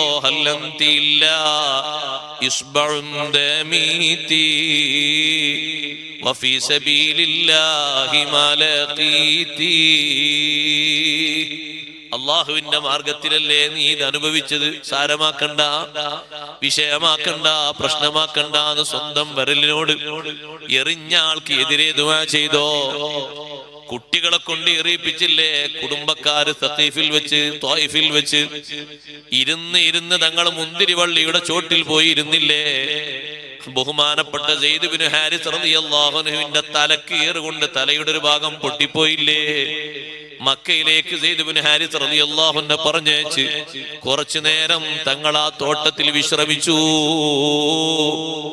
പകരം കൊടുക്കാൻ വേണ്ടി ജിബ്രീൽ അലൈഹിസ്സലാം പർവ്വതങ്ങളുടെ ചുമതലയുള്ള മലക്കുകളുമായി വന്നിട്ടും വേണ്ടാന്നല്ലേ റഹ്മത്തുൽ ലിൽ ആലമീൻ ഹബീബ് സല്ലല്ലാഹു അലൈഹി വസല്ലം പറഞ്ഞത്? സിഹ്ർ ചെയ്തില്ലേ ലബീദ്? 6 മാസക്കാലം തങ്ങൾ ആ സിഹ്ർ ഏറ്റുപോയില്ലേ? പിന്നെ ആ സിഹ്റിൽ നിന്ന് അല്ലാഹു തആല തങ്ങൾക്ക് മുക്തി നൽകി, മോചനം നൽകി. ആ ലബീദിന് തിരിച്ചടി കൊടുക്കാൻ പറഞ്ഞപ്പോ വേണ്ടാന്നല്ലേ പറഞ്ഞത്? ലബീദിനെ ഒന്നും ചെയ്യണ്ടെന്നല്ലേ പറഞ്ഞത്? ഒന്നെതിരെ ദുആ ചെയ്തോ? ഇല്ല. വിഷമൂട്ടിയ ഭക്ഷണം ഖൈബറിൽ വെച്ച് ജൂതന്മാരുടെ നിർബന്ധത്തിന് വഴങ്ങിയിട്ട് ഒരു സഹോദരി മാംസത്തിൽ വിഷം ചേർത്ത് തങ്ങളെ മുന്നിൽ കൊണ്ടുവന്ന് വെച്ചു കൊടുത്തില്ലേ? തങ്ങളെ ഒന്ന് നശിപ്പിക്കാനുള്ള ഗൂഢപദ്ധതിയല്ലേ ജൂതന്മാര് ആസൂത്രണം ചെയ്തത്? എന്തെല്ലാം അവർ ചെയ്തിട്ടുണ്ട്. ഒന്നിനും എതിരെ ദ്വാർക്കാത്ത മുത്തുനബി സല്ലല്ലാഹു അലൈഹി വസല്ലം ഖന്തഖിൽ വെച്ച് അസ്ർ നിസ്കാരത്തിന്റെ സമയം നീങ്ങിയപ്പോൾ, നിസ്കാരത്തിന്റെ സമയം തെറ്റിയത് സഹിക്കാനൊത്തില്ല. അവിടെന്നാണ് തങ്ങൾ ദുആ ചെയ്തത്, മല അല്ലാഹു ബുയൂതഹും വഖുബൂറഹും നാറാ ശഗലൂനാ അനിസ്സലാത്തിൽ വുസ്താ. ഇത്രമാത്രം ശരീരത്തിന് പരിക്കേൽപ്പിച്ചിട്ടും ദുആ ചെയ്യാത്ത മുത്തുനബി സല്ലല്ലാഹു അലൈഹി വസല്ലം, എത്ര പരിക്കുകളെയും ക്ഷമിച്ച് തരണം ചെയ്ത നബി സല്ലല്ലാഹു അലൈഹി വസല്ലം ഒരൊറ്റ വക്ത് നിസ്കാരം സമയത്തിൽ നിന്നങ്ങ് നീങ്ങിയപ്പോ അല്ലാഹു സൂര്യനെ മടക്കി കൊടുത്തിട്ടുണ്ട്. തങ്ങൾക്ക് നിസ്കരിക്കാനുള്ള സന്തോഷത്തിന് അലി ഇബ്നു അബീ ത്വാലിബ് തങ്ങൾക്ക് വേണ്ടി ചോദിച്ചിട്ടും സൂര്യനെ മടക്കി കൊടുത്ത സംഭവങ്ങളുണ്ട്. നിസ്കാരം സമയത്തിൽ നിന്നങ്ങ് തെന്നി മാറിയപ്പോ സഹിക്കാൻ പറ്റിയില്ല. അതിനു മാത്രം നിസ്കാരത്തിന്റെ ബഹുമാനം നമ്മളെ പഠിപ്പിച്ചിട്ടുണ്ട്. അല്ലാഹു അവരുടെ ഭവനങ്ങളും അവരുടെ കുടിമാടങ്ങളും അഗ്നി കൊണ്ട് നിറക്കട്ടെ. ശഗലൂന അനിസ്വലാത്തിൽ വുസ്താ. അസ്ർ നിസ്കാരത്തിൽ നിന്ന് നമ്മുടെ ശ്രദ്ധ അവർ മാറ്റിക്കളഞ്ഞല്ലോ. ജൂതന്മാരാ കൂട്ടത്തിലുണ്ട്, മുശ്രിക്കുകളും ഉണ്ട്. അല്ലാഹു സുബ്ഹാനഹു വ തആല വലിയ കാറ്റടിച്ചിട്ട് പേടിപ്പിച്ചിട്ട് അവരെ പറത്തിക്കളഞ്ഞല്ലോ. തന്ത്രങ്ങൾ മുഴുവനും അല്ലാഹു തകർത്ത് തരിപ്പണമാക്കിയല്ലോ. ഞാൻ പറഞ്ഞു വന്നത് നിസ്കാരത്തിന്റെ വിഷയം നല്ലോണം കാർക്കശബോധത്തോടത് പാലിക്കണം. കുട്ടികളെയും ആ വിഷയത്തിൽ നമ്മുടെ സമൂഹത്തിലെ ഓരോരുത്തരെയും നല്ല ശ്രദ്ധ വരുത്തണം. എങ്ങോട്ട് യാത്ര പോവുകയാണെങ്കിലും മുമ്പ് കാലത്തൊക്കെ നിസ്കരിക്കാനുള്ള ഏതെങ്കിലും വീട് അന്വേഷിക്കണ്ടേ? ഇന്ന് നിങ്ങൾ നോക്കി, ഇവിടെ നിന്ന് കോഴിക്കോട്ടേക്ക് യാത്ര പോകുന്ന ഒരാള് കുടുംബത്തെയും കൂട്ടി യാത്ര പോകുമ്പോ മഗ്രിബിന്റെ തൊട്ട് മുമ്പാണ് അയാൾ പുറപ്പെടുന്നത്. 10 കിലോമീറ്റർ എത്തുന്നതിന്റെ മുമ്പ് 3-4 പള്ളികളുണ്ട്. സ്ത്രീകൾക്ക് അവിടെ നിസ്കരിക്കാൻ പള്ളിയല്ല, പക്ഷേ സൗകര്യമുണ്ട്. ഒരു കവറിലൊന്ന് നിസ്കാരക്കുപ്പായം കരുതിയാൽ മതി. വുളു എടുക്കാനും അവിടെ സൗകര്യമുണ്ട്. അള്ളാഹു വെച്ച സൗകര്യമല്ലയോ? ഒരു നേരത്തെ നിസ്കാരം വുളുവിന് വെള്ളമില്ലാത്തത് കൊണ്ട് നിസ്കാരം നഷ്ടപ്പെട്ടു പോകുമോ എന്ന് സ്വഹാബത്തിന്റെ പേടി എത്രയാണ്. ഒരു വൈക്ക് യാത്ര കഴിഞ്ഞ് വരുമ്പോ ആയിഷ ബീവി റളിയല്ലാഹു അൻഹയുടെ കഴുത്തിലുള്ള ആഭരണം കാണാത്തത് കൊണ്ട് എന്റെ ആഭരണം കാണുന്നില്ല എന്ന് പറഞ്ഞപ്പോ എല്ലാരും കൂടി തെരഞ്ഞു നോക്കി എന്ന് പറഞ്ഞു. അവിടെ എല്ലാവരും തടസ്സമായി അവിടെ നിന്ന് തരാൻ തുടങ്ങി എല്ലാ ഭാഗത്തേക്കും. അപ്പൊ ആരോ അബൂബക്കർ സിദ്ദീഖ് റളിയല്ലാഹു അൻഹുവിനോട് പറഞ്ഞു, ആയിഷ ബീവി റളിയല്ലാഹു അൻഹയുടെ മാല കാണാത്തത് കൊണ്ടാണ് നമ്മളിവിടെ യാത്ര നിർത്തിയത്. കുറച്ചു കഴിഞ്ഞാൽ നിസ്കരിക്കാൻ ടൈമായി, വുളു എടുക്കാൻ ആരെ കയ്യിലും കുറച്ച് വെള്ളം പോലും ഇല്ല. വലിയ വിഷമാണ്. നിസ്കാരത്തിന്റെ സമയം വരാൻ പോകുന്നു, വുളു എടുക്കാൻ വെള്ളമില്ല. ആയിഷ റളിയല്ലാഹു അൻഹ നേരെ ചെന്ന് ആയിഷ റളിയല്ലാഹു അൻഹയോട് പറഞ്ഞു, നിങ്ങളെ ഒരു മാല മനുഷ്യന്മാരെ മുഴുവനും ഇവിടെ തടഞ്ഞു വെച്ചിരിക്കുകയാണ്, ആ ഒരു മാല കൊണ്ട്. ആയിഷ റളിയല്ലാഹു അൻഹ പറഞ്ഞു, സിദ്ദീഖ് റളിയല്ലാഹു അൻഹു എന്റെ ഊരൊക്കെ ഒരു കുത്തുകുത്തി, വേദനിച്ചിട്ടുണ്ട്. പക്ഷെ എന്റെ മടിയിൽ നബി സല്ലല്ലാഹു അലൈഹി വസല്ലം കിടക്കുന്നതുകൊണ്ട് ഞാൻ അനങ്ങിയില്ല, അങ്ങനെ തന്നെ ഇരുന്നു, ഒരേ ഇരുത്തം ഇരുന്നു. ഞാൻ ഒട്ടും അനങ്ങിയില്ല, ഒരു ജവാബും ഞാൻ പറഞ്ഞില്ല. നിസ്കരിക്കാനുള്ള സമയമായി, വുളു എടുക്കാൻ വെള്ളമില്ലെന്ന് പറഞ്ഞപ്പോ അല്ലാഹു സുബ്ഹാനഹു വ തആല തയമ്മുമിന്റെ ആയത്തിറക്കി. നിസ്കരിക്കാൻ മറ്റൊരു മാർഗം കിട്ടിയപ്പോ സ്വഹാബത്തിന്റെ മനസ്സിൽ വന്ന സന്തോഷം എത്രയാ. അവർ മുഴുവനും വന്നിട്ട് ആയിഷ ബീവി റളിയല്ലാഹു അൻഹയോട് സന്തോഷം പറയാണ്, മാഹിയ ബി അവ്വലി ബറകതികും യാ ആല അബീ ബക്കർ, അബൂബക്കർ റളിയല്ലാഹു അൻഹുവിന്റെ കുടുംബമേ, ഇത് നിങ്ങളുടെ പ്രഥമമായ ബറക്കത്തല്ല. നിങ്ങളെ കുടുംബത്തെ കൊണ്ട് ഇസ്ലാമിന് ഒരുപാട് അനുഗ്രഹങ്ങൾ ലഭിച്ചിട്ടുണ്ട്. കൂട്ടത്തിൽ ഇപ്പോഴാ ഇതാ തയമ്മുമും വന്നിരിക്കുന്നു, സന്തോഷമായി. നിസ്കരിക്കാൻ നമുക്ക് തടസ്സം വരില്ലല്ലോ, വെള്ളമില്ലാത്തത് കൊണ്ട്. മണ്ണും ഈ ഉമ്മത്തിന് അല്ലാഹ് ഹലാലാക്കി തന്നില്ലേ? ഈ ഉമ്മത്തിന് മാത്രം അല്ലാഹ് ഹലാലാക്കി തന്നതല്ലേ ശുചീകരണത്തിന് മണ്ണ്? മുമ്പ് കാലത്തൊരു ഉമ്മത്തിനും അല്ലാഹു തആല ഒരു വിട്ടുവീഴ്ച നൽകിയിട്ടില്ലല്ലോ. നിസ്കാരത്തിൽ അല്ലാഹു നമുക്ക് തന്ന എളുപ്പം എത്ര വലുതാണ്. എനിക്ക് പലതും എന്റെ ഉമ്മത്തിന് അല്ലാഹ് ഹലാലാക്കി തന്നിട്ടുണ്ട്. കൂട്ടത്തിൽപ്പെട്ട ഒന്നാണ് ജുഇലത്തിൽ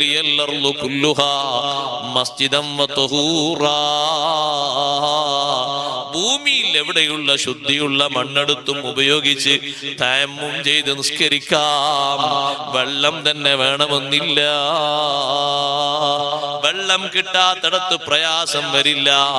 ഇത്ര പോലും നിസ്കാരത്തിന് അല്ലാഹു തആല വിശാലമായ സൗകര്യം തന്നെങ്കിൽ അത് ആ അമലിന്റെ ശ്രദ്ധ നല്ലോണം ഉണ്ടാകാൻ വേണ്ടിയാണ്. അതുകൊണ്ട് കൃത്യമായും നിത്യമായും നിസ്കരിക്കുന്നവരാകണം. അതൊരു പ്രത്യേകം എണ്ണി പറഞ്ഞ അടയാളമാണ്. വഅൻഫഖൂ മിമ്മാ റസഖ്നാഹും സിർറൻ വഅലാനിയാ, നമ്മൾ അവർക്ക് നൽകിയതിൽ നിന്ന് അവർ ദാനം ചെയ്യണം. നമ്മൾ അവർക്ക് നൽകിയതിൽ നിന്ന് രഹസ്യമായും പരസ്യമായും ചെലവ് ചെയ്യണം. പരസ്യമായിട്ടുള്ള ചെലവാണ് കുടുംബം പോറ്റുന്നത്, അതുപോലെ തന്നെ കൃഷി ചെയ്ത് സമ്പത്ത് വർദ്ധിപ്പിക്കുന്നത്, മറ്റു പല മാർഗങ്ങളിലും പരിശോധനയ്ക്ക് വേണ്ടിയും അതുപോലെ തന്നെ മരുന്ന് വാങ്ങാൻ വേണ്ടിയും ഭക്ഷ്യവസ്തുക്കൾ വാങ്ങാൻ വേണ്ടിയും ഒക്കെ ചെലവ് ചെയ്യുന്നത്, ദീന് നടത്താൻ വേണ്ടി സ്ഥാപനങ്ങൾ ഉണ്ടാകുന്നത്, അതിനുവേണ്ടി പിരിവ് നടത്തുന്നത്, ഇതൊക്കെ പരസ്യമായിട്ടുള്ള ചെലവാണ്. രഹസ്യമായും ആരാരും നോക്കാനില്ലാത്ത ആളുകളെ നോക്കിയിട്ട് അവരെ സംരക്ഷിക്കണം. അവർക്ക് സാന്ത്വന പ്രവർത്തനങ്ങൾ നടത്തണം. വേണ്ട ചെലവ് ജീവിതത്തിന് വേണ്ടി കൊടുക്കണം. കടബാധ്യത കൊണ്ട് കുടുങ്ങി നിൽക്കുന്ന ആളെ ആരും തിരിഞ്ഞു നോക്കാതെ അയാൾ ആത്മഹത്യ ചെയ്യരുത്. സംഘമായി നിന്നുകൊണ്ട് അയാളെ കടം തീർത്തു കൊടുക്കണം. ഇവിടെ അല്ലാഹു തആല പറഞ്ഞ ഒരു ശൈലി മിമ്മാ റസഖ്നാഹും, നമ്മൾ അവർക്ക് നൽകിയതിൽ നിന്ന് എന്നാണ്. എന്താ അങ്ങനെ പറഞ്ഞത്? സ്വന്തമായിട്ട് ഒരാൾക്കും ഒന്നിലും അവകാശമില്ല. എല്ലാം നമ്മൾ നൽകിയതാണ്. നിങ്ങളിൽ നിന്ന് നിങ്ങളൊന്നും കൊടുക്കേണ്ട. നമ്മൾ നൽകിയതിൽ നിന്ന് ചെലവഴിക്കണം. ആ ചെലവിന് വലിയ പ്രത്യേകതയുണ്ട്. ചെലവ് ചെയ്യുന്നത് അല്ലാഹു സുബ്ഹാനഹു വ തആല സ്വർഗത്തിലേക്ക് പോകാനുള്ള ഒരു അടയാളമായി പറഞ്ഞിട്ടുണ്ടല്ലോ. അതുകൊണ്ടാണ് മഹാന്മാരായ ആളുകൾ ദീനിന്റെ മാർഗത്തിലും കുടുംബത്തിന്റെ മാർഗത്തിലും സമൂഹത്തിന്റെ മാർഗത്തിലും ഇഷ്ടം പോലെ സംഗതി ചെലവാക്കി പോയത്. അള്ളാഹുവിന്റെ ദീനിന്റെ മാർഗത്തിൽ വലിയ ഒരു ഭൂമിയല്ലേ ഉമർ ബിൻ ഖത്താബ് റളിയല്ലാഹു അൻഹു വഖഫ് ചെയ്തത്. വലിയൊരു ഭൂമി, നല്ല വരുമാനം കിട്ടുന്ന ഭൂമിയാണ് ഖൈബറിൽ വഖഫ് ചെയ്തത്. എത്ര ആളുകളാണ് പഴയ കാലത്ത് അങ്ങനെ ചെലവ് ചെയ്തത്. ഇപ്പോഴും ചെലവ് ചെയ്തുകൊണ്ടിരിക്കുന്നു. അള്ളാഹുവിന്റെ ദീനിന്റെ ഖിദ്മത്തിന് വേണ്ടി ചെറിയ ചെലവും വലിയ ചെലവും ഒക്കെ ചെയ്തുകൊണ്ടിരിക്കുന്നു. കുടുംബത്തെ നോക്കാനും നല്ല ചെലവ് ചെയ്യണം. സമൂഹത്തിലെ പാവങ്ങളെയും പരിഗണിക്കണം. അതിൽ വലിയ മഹത്വമുണ്ട്. റബ്ബ് സുബ്ഹാനഹു വ തആല നമുക്ക് സ്വന്തമായി ഒന്നും നൽകിയിട്ടില്ല. നൽകിയതിൽ മുഴുവനും അള്ളാഹു നമ്മളെ സൂക്ഷിപ്പുകാരാക്കിയതാണ്. നമ്മൾ അവർക്ക് കൊടുത്തതിൽ നിന്ന് അവർ ചെലവഴിക്കണം എന്ന് പറഞ്ഞാൽ അതിന്റെ അർത്ഥം നമ്മളെടുത്ത് തന്നത് സ്വന്തമായിട്ട് ഉടമപ്പെടുത്താനല്ല, നമ്മൾ അതിന്റെ പരിരക്ഷകരും അതിന്റെ സൂക്ഷിപ്പുകാരും അത് നമ്മളെ ഏൽപ്പിക്കപ്പെട്ട ആളുകളുമാണ്. അതുകൊണ്ടാണ് ഇഷ്ടംപോലെ സ്വത്തുള്ള മഹാനായിരുന്നു ഖലീലുല്ലാഹി ഇബ്രാഹിം അലൈഹിസ്സലാം. ഇഷ്ടംപോലെ സ്വത്തുണ്ടാകുന്ന ഒരു കുഴപ്പമൊന്നുമില്ല, നല്ല തന്നെയാണ്. നല്ല മാർഗത്തിലാണെങ്കിൽ ഒട്ടകങ്ങളുണ്ട്, പശുക്കളുണ്ട്, ആടുകളുണ്ട്, ഇഷ്ടം പോലെ. ഇബ്രാഹിം നബി അലൈഹിസ്സലാമിനോട് ഒരു ദിവസം ജിബ്രീൽ അലൈഹിസ്സലാം ഒരു മനുഷ്യരൂപത്തിൽ വന്ന് ഒരു ചെറിയ പരിശോധനയ്ക്ക് വേണ്ടി വന്ന് അല്ലാഹു തആലയോട് ചോദിച്ചു, അല്ലാഹുവേ, ഭാര്യയും സന്താനങ്ങളും സ്വത്തൊക്കെ ഉള്ള ഒരാള് എങ്ങനെ നിന്റെ ഖലീലാകാം? നിന്റെ ഖലീല് സദാസമയത്തും നിന്റെ ദിക്റിലായിരിക്കണം. നിന്റെ ദിക്ർ, നിന്റെ സ്മരണയല്ലാതെ വേറൊന്നും ഉണ്ടാകാൻ പാടില്ല. ഭാര്യയും മക്കളും സ്വത്തൊക്കെ ഉള്ള ആൾക്ക് സദാസമയത്തും അതിലേക്കൊരു ശോലും ഉണ്ടാകൂലേ, അല്ല പിന്നെ അതിനെ വളർത്താൻ കഴിയും. അല്ലാഹു തആല പറഞ്ഞു, നിങ്ങൾ പോയി നോക്കി. ഇബ്രാഹിം നബി അലൈഹി സ്വലാമിനെ ഒന്ന് ടെസ്റ്റ് ചെയ്തോളിന്നു. ജിബ്രീൽ അലൈഹി സ്വലാം വന്നിട്ട് ആദ്യം ചോദിച്ചു, ഈ കാണുന്ന സമ്പത്തൊക്കെ ആരുതാണ്? ഫസ്റ്റ് മറുപടി ഇല്ല, ഒക്കെ അള്ളാഹുവിന് അവകാശപ്പെട്ടതാണ്. വലാകിൻ ഫീ യദി, താൽക്കാലികമായിട്ട് ഇപ്പൊ എന്റെ കയ്യിലാണ്. നമ്മളെന്താ പറയാ, അതെന്റെതാ, മറ്റേതെന്റെതാ, എന്തെന്റെതാ, നാളെ കഴിഞ്ഞാ കഴിഞ്ഞു, ഇന്ന് രാത്രി കഴിഞ്ഞാ കഴിഞ്ഞു, പിന്നെ നമ്മളെന്താന്ന് പറയാൻ വകുപ്പില്ലല്ലോ. ആര് പറയും? നമ്മൾക്കിപ്പോ കിട്ടിയത് നേരത്തെ കുറെ ആൾക്കാർ പറഞ്ഞു അവരുതാണ് അല്ലേ, എന്നിട്ട് അവര് കൈപിടിച്ചുണ്ടോയോ? അങ്ങനെ നമ്മളും പറഞ്ഞു. ഇബ്രാഹിം നബി അലൈഹി സ്വലാമിന്റെ ഫസ്റ്റ് മറുപടിയിൽ തന്നെ മലക്കിന് മനസ്സിലായി അള്ളാന്റെ ഖലീൽ തന്നെയാണ്. ലില്ലാഹ് വലാകിൻ ഫീ യദി, അള്ളാഹുവിന് അവകാശപ്പെട്ടതാണ്, താൽക്കാലികമായിട്ട് എന്റെ കയ്യിലാണ്.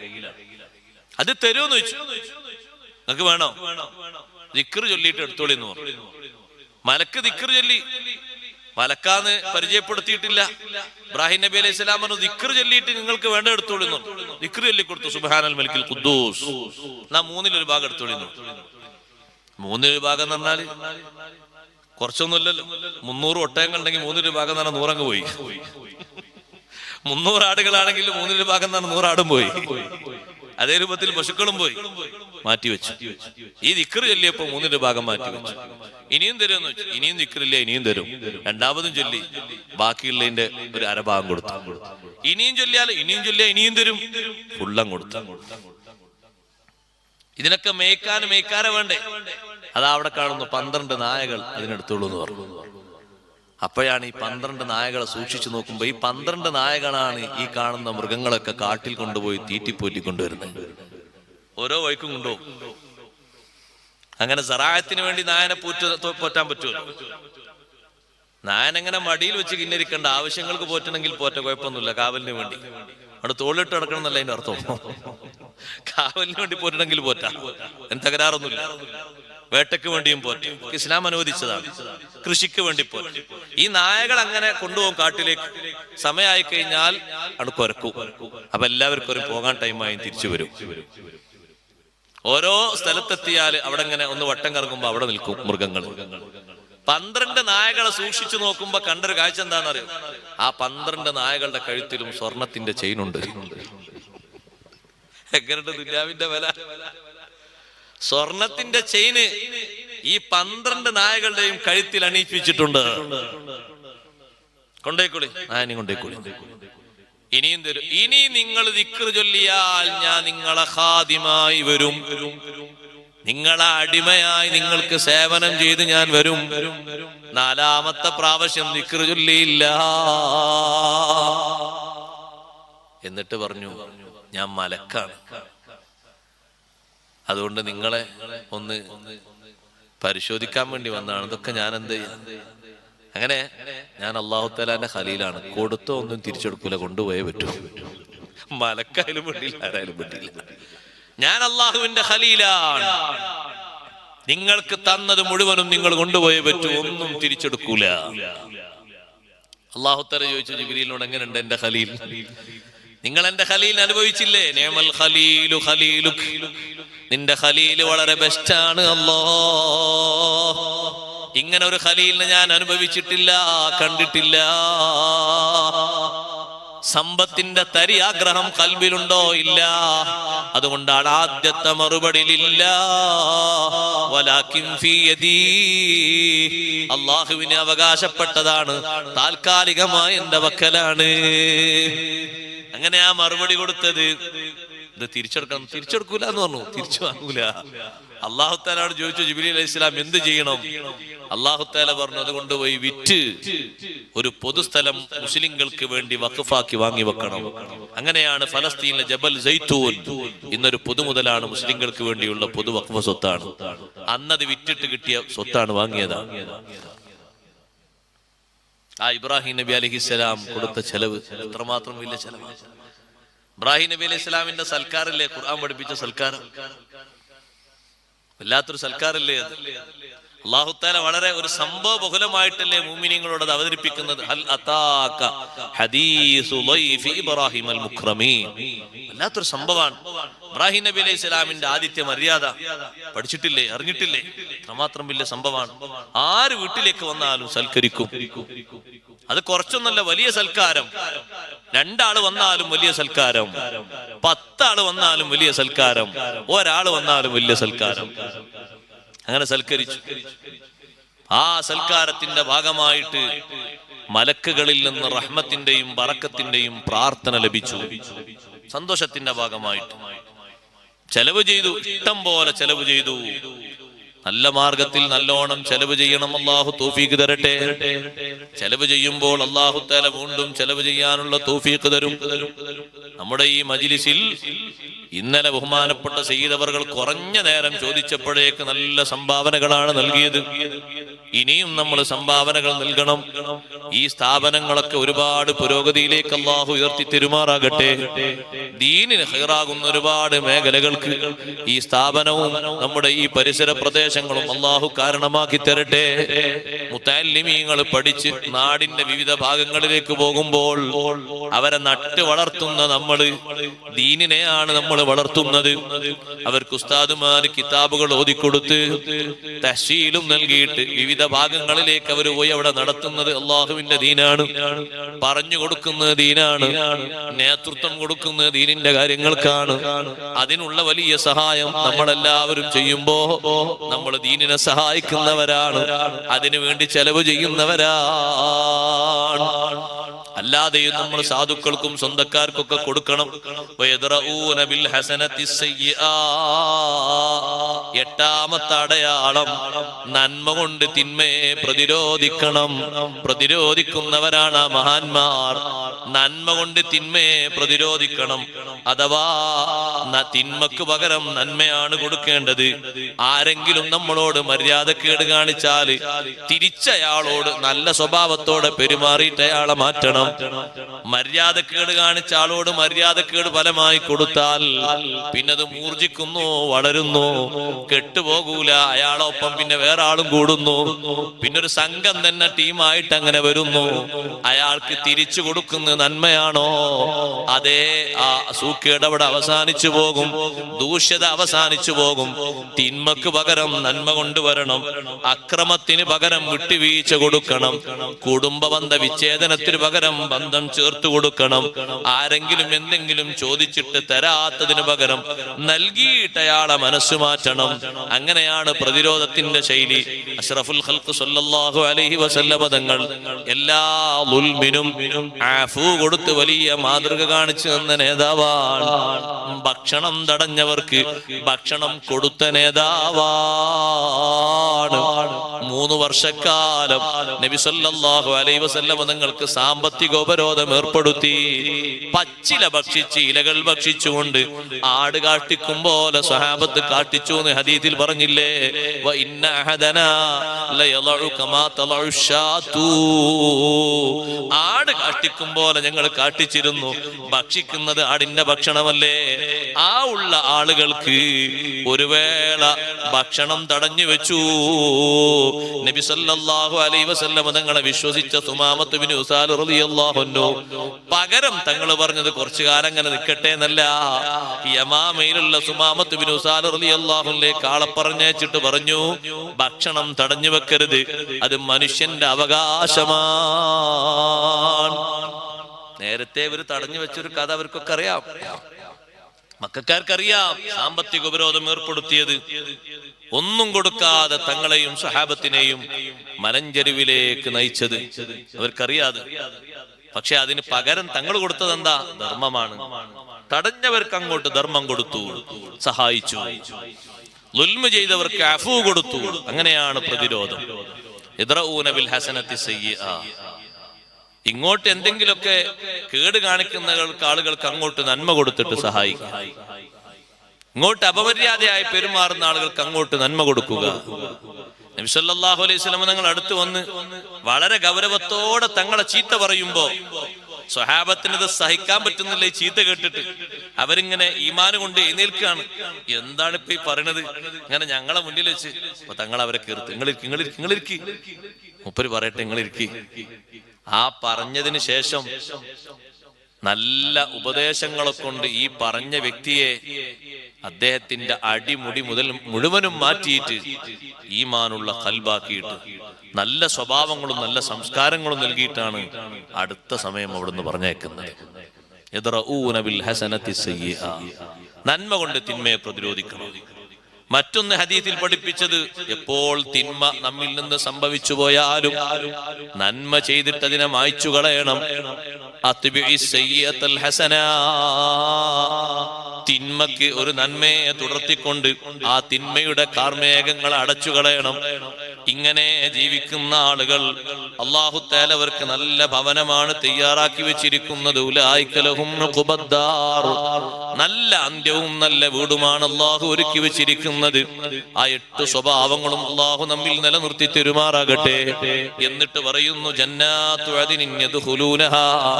ആ നല്ല വീടെന്ന് പറഞ്ഞാൽ ജന്നാത്തു അദ്നിൻ, സ്ഥിരമായി താമസിക്കുന്ന ഉദ്യാനങ്ങളാണ്.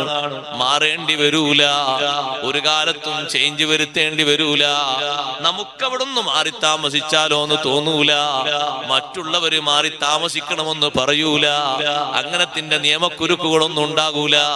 ഇപ്പൊ നിങ്ങൾ കണ്ടില്ലേ, എത്രയോ മുസ്ലിങ്ങളോട് ഒറ്റ രാത്രി കൊണ്ട് അവിടുന്ന് മാറി താമസിക്കാനുള്ള ഉത്തരവ് വന്നെന്ന് കേട്ടില്ലേ?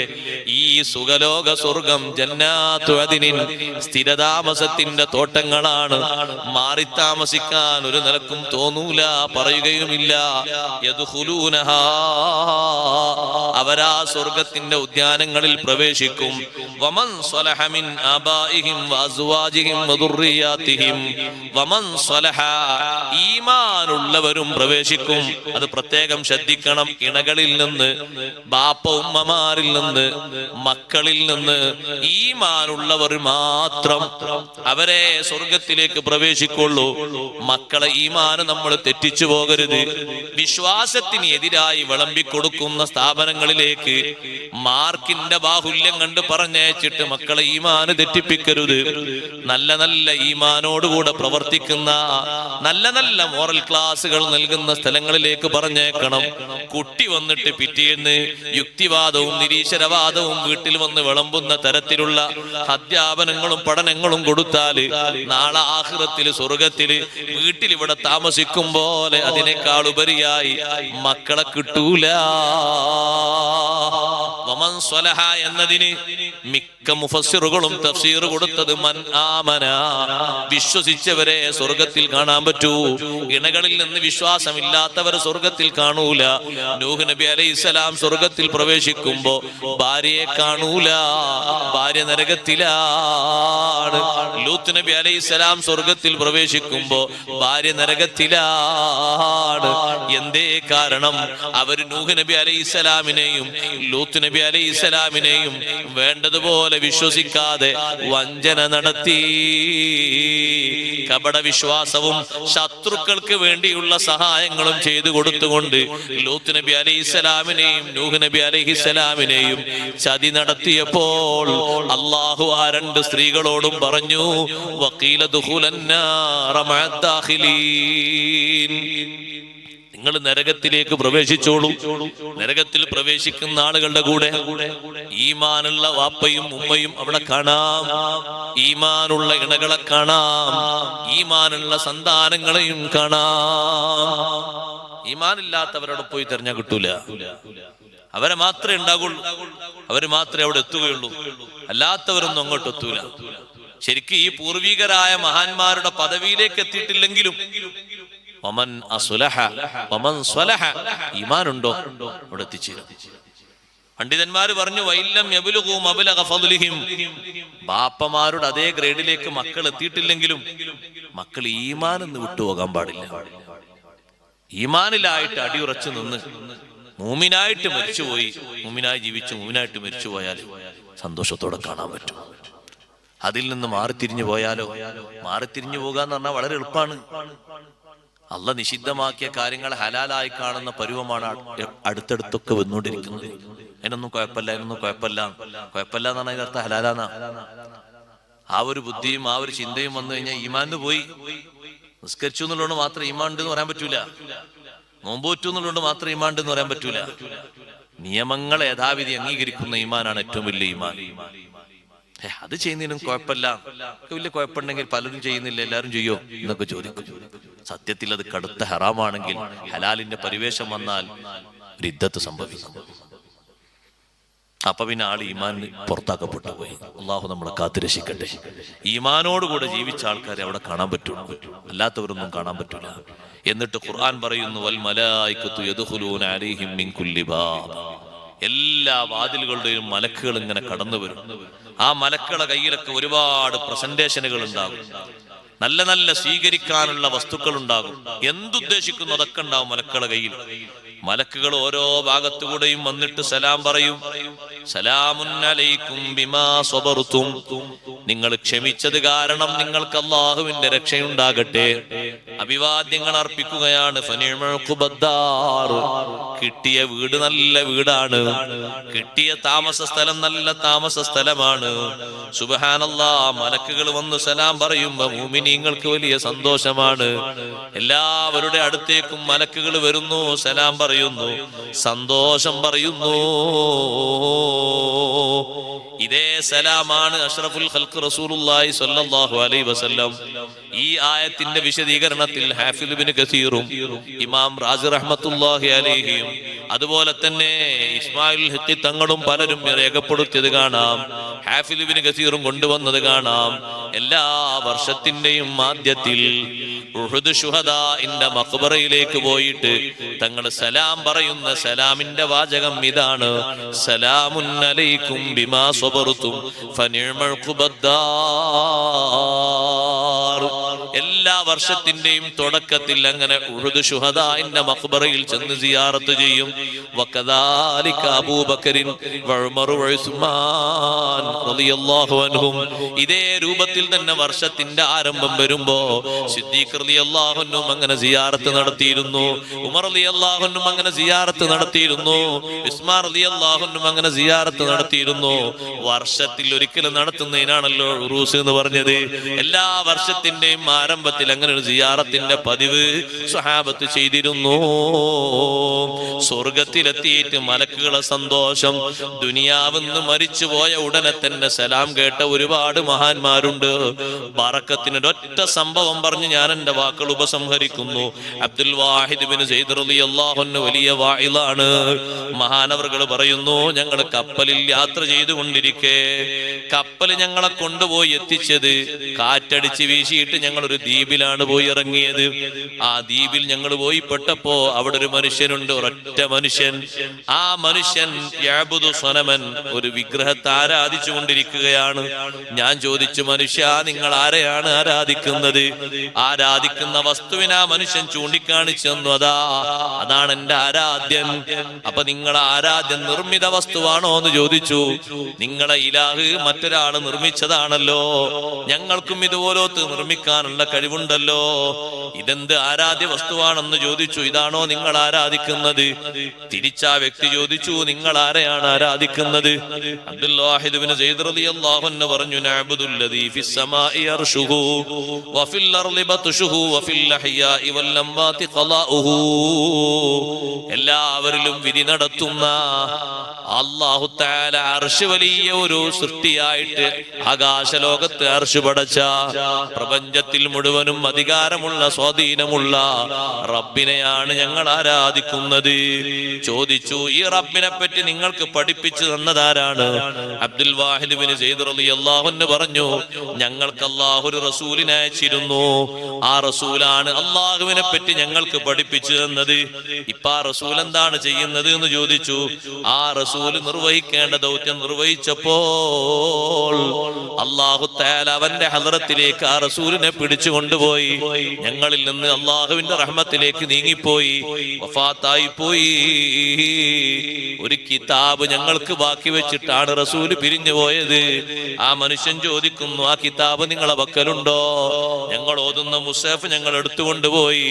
അതിൽ നിന്ന് സൂറത്ത് ഞങ്ങൾ ഓതിക്കൊടുത്തപ്പോൾ ആ സൂറത്ത് കേട്ടിട്ട് ആ മനുഷ്യൻ പൊട്ടി പൊട്ടി കരയുന്നു. സൂറത്ത് അവസാനിക്കാനായ നേരത്ത് പറഞ്ഞു, യംബഗി ലി സ്വാഹിബി ഹാദൽ കലാമി അല്ലാ യുസാ. ഈ ഒരു ഗ്രന്ഥം സമ്മാനിച്ച അല്ലാഹുവിനെ ഒരിക്കലും എതിര് ചെയ്യാൻ പറ്റൂല. ഞാൻ നിങ്ങളെപ്പോലെ മുസ്ലിമായി ജീവിക്കാൻ നിശ്ചയിക്കുന്നു. ഷഹാദത്ത് കലിമ ചൊല്ലി ദീനിന്റെ നിയമങ്ങളൊക്കെ ഞങ്ങൾ പഠിപ്പിച്ചു. ഒരുപാട് സൂറത്തുകളും കാണാതെ പഠിപ്പിച്ചു. രാത്രി നേരമായപ്പോൾ ഞങ്ങൾ ഇശാ നിസ്കാരം കഴിഞ്ഞ് പതിവ് പോലെ ഞങ്ങൾ കിടക്കാൻ പോയി. കിടക്കാൻ പോയ സമയത്ത് ആ മനുഷ്യൻ ചോദിക്കാണ്, മനുഷ്യന്മാരെ, യാ ഖൗമി സമൂഹമേ, നിങ്ങൾ എന്നെ എനിക്ക് പരിചയപ്പെടുത്തി തന്ന ഇലാഹ് രാത്രിയായാൽ ഉറങ്ങുമോ? ഞങ്ങൾ പറഞ്ഞു, ഇല്ല, രാത്രിയായാൽ ഉറങ്ങൂല, പകലായാലും ഉറങ്ങൂല. ലാ തഖുദുഹു സിനത്തും വലാ നൗം. അല്ലാഹു തആല ഉറങ്ങൂലെങ്കിൽ ഫബീസൽ നബീദു അൻതും തനാമൂന. നിങ്ങൾ എന്താ ഉറങ്ങുന്നത്? മൗലാക്കും ലാ യനാമു. നിങ്ങളെ യജമാനനായ റബ്ബ് ഉറങ്ങുന്നില്ലല്ലോ. ആ വർത്തമാനം ഞങ്ങളെ അത്ഭുതപ്പെടുത്തി. ഞങ്ങൾ നോക്കുന്ന സമയത്ത് അദ്ദേഹം അതാ രാത്രി തന്നെ എഴുന്നേറ്റ് നിസ്കരിക്കുന്നു. രാത്രി, അന്നത്തെ രാത്രി വിശ്വസിച്ച രാത്രി തന്നെ നിസ്കരിക്കുന്നു, പ്രാർത്ഥിക്കുന്നു, ഇസ്തിഗ്ഫാർ ചൊല്ലുന്നു. സുബ്ഹി വരെ അത് പതിവാക്കി. ഞങ്ങൾ അവിടുന്ന് പോകാൻ നേരത്ത് ഞങ്ങൾ ഒരുപാട് ദിർഹമുകൾ ശേഖരിച്ചുകൊണ്ട് അദ്ദേഹത്തിന് കൊടുത്തു. ഇതാ നിങ്ങൾക്ക് ചെലവഴിക്കാനുള്ള ദിർഹമാണ്. ലാ ഇലാഹ ഇല്ലല്ലാഹ് നിങ്ങൾ എനിക്ക് പഠിപ്പിച്ചു തന്നില്ലേ? ആ ലാ ഇലാഹ ഇല്ലല്ലാഹയുടെ ആശയം ഞാൻ ഗ്രഹിച്ചില്ലേ? ഇതുവരെ ഞാൻ അല്ലാഹുവിനെ അല്ലല്ലോ ആരാധിച്ചത്. ഇതുവരെ ഞാൻ അല്ലാഹു തആലാനെ അല്ലല്ലോ വണങ്ങിയത്. അല്ലാഹനെ ആരാധിക്കാതെ വേറെ ഒന്നിനെ ആരാധിച്ച് ഈ ദ്വീപിൽ ഞാൻ ഒറ്റക്ക് കഴിയുമ്പോഴും എനിക്ക് ഭക്ഷണം നൽകിയത്, എനിക്ക് വെള്ളം നൽകിയത് നിങ്ങൾ ഈ പഠിപ്പിച്ച ഇലാഹ് തന്നെയല്ലയോ? അതുകൊണ്ട് നിങ്ങളെ ദിർഹം എനിക്ക് വേണ്ട. അന്നത്തെ കാലത്ത് എനിക്ക് ഭക്ഷണം തന്ന റബ്ബിന് ഞാൻ ആ റബ്ബിനെ വിശ്വസിച്ചില്ലേ? ആ റബ്ബിനെ പറ്റി അറിഞ്ഞില്ലേ? പിന്നെ റബ്ബെന്നെ വെറുതെയാക്കൂലല്ലോ. നിങ്ങളെ ദിർഹമൊന്നും എനിക്ക് വേണ്ട. എനിക്കുള്ള ഭക്ഷണം അല്ലാഹു തആല തരും, എനിക്കുള്ള വെള്ളം അല്ലാഹു തആല തരും. കഴിഞ്ഞ കാലത്തും എനിക്ക് ഭക്ഷണം തന്നവൻ അവനെയാണ്. അപ്പോൾ ഞാൻ അവനെ ആരാധിച്ചിട്ടില്ല, വിശ്വസിച്ചിട്ടുമില്ല. വിശ്വസിച്ചത് കൊണ്ട് ഇനി ഏതായാലും എനിക്ക് തരും. 3 ദിവസം കഴിഞ്ഞപ്പോൾ അബ്ദുൽ വാഹിദ് ബിൻ സയ്യിദ് റളിയല്ലാഹു അൻഹു പറയാണ്, അദ്ദേഹം അതാ മരിക്കാനുള്ളൊരു സമയമായി തുടങ്ങി. ശരീരത്തിന്റെ അവസ്ഥയൊക്കെ മാറിയപ്പോ ഞാൻ അങ്ങോട്ട് ചെന്നിട്ട് ചോദിച്ചു, എന്തെങ്കിലും ആവശ്യമുണ്ടോ? അദ്ദേഹം പറഞ്ഞു, എന്റെ ആവശ്യങ്ങൾ മുഴുവനും നിങ്ങളെ ഈ ദ്വീപിലേക്ക് കൊണ്ടുവന്ന റബ്ബില്ലേ, ആ റബ്ബ് എനിക്ക് നിറവേറ്റി തന്നു. ഇതും കേട്ട് ഞാൻ അപ്പുറത്തു പോയി കിടന്നപ്പോ കുറച്ചു നേരം കഴിഞ്ഞു നോക്കുമ്പോ അദ്ദേഹം അതാ മരണപ്പെട്ടിരിക്കുന്നു. മറമാടുന്നതിന്റെ മുമ്പ് അബ്ദുൽ വാഹിദ് ബിൻ സയ്യിദ് റളിയല്ലാഹു അൻഹു പറയാണ്, ഞാൻ അദ്ദേഹത്തെ സ്വപ്നത്തിൽ കണ്ടു. ഒരു നല്ല തോട്ടത്തിൽ അദ്ദേഹം നടക്കുന്നതാണ് കണ്ടത്. ആ തോട്ടത്തിൽ ഒരു കുബ്ബയുണ്ട്. ആ കുബ്ബയുടെ ഉള്ളിൽ ഒരു കട്ടിലുണ്ട്. ആ കട്ടിലിന്റെ സമീപത്തൊരു സുന്ദരിയായ പെൺതരി ഇരിക്കുന്നുണ്ട്. അതിനേക്കാളും ഭംഗിയുള്ള ഒരു പെൺകുട്ടിയെ കാണാൻ പറ്റൂല. ഞാൻ ചോദിച്ചു, റബ്ബ് സുബ്ഹാനഹു വ തആല നിങ്ങളെ ഈ കട്ടിലിൽ ഇരുത്തിയിട്ട്, ഈ കുബ്ബയിൽ ചമഞ്ഞൊരുക്കി ഇരുത്തിയിട്ട് എന്തിനാണ്, ആരെയാണ് നിങ്ങൾ കാത്തിരിക്കുന്നത്? അതേ 2-3 ദിവസം മുമ്പ് നിങ്ങൾ ഇസ്ലാം പഠിപ്പിച്ച് അള്ളാഹുവിനെ പഠിപ്പിച്ച് വിശ്വസിച്ച മനുഷ്യനില്ലേ, നിങ്ങൾ പഠനം നൽകിയത് മുതൽ ഒരൊറ്റ രാത്രിയിലും ഉറങ്ങാതെ റബ്ബിനെ വണങ്ങിയ ആളാണ്. ഞാൻ ആ വ്യക്തിക്കുള്ള സമ്മാനമാണ്. റബ്ബെന്നെ ഒരുക്കി വെച്ചിരിക്കുകയാണ്. അദ്ദേഹം ദുനിയാവിൽ നിന്ന് യാത്രയായിട്ടുണ്ട്. ഞാൻ പെട്ടെന്ന് ഉറക്കിൽ നിന്ന് ഉണർന്നു നോക്കുമ്പോ ബാക്കിയുള്ളവരൊക്കെ കൂട്ടം കൂടി നിൽക്കുന്നുണ്ട്. അദ്ദേഹം മൂത്തായി പോയിട്ടുണ്ട്.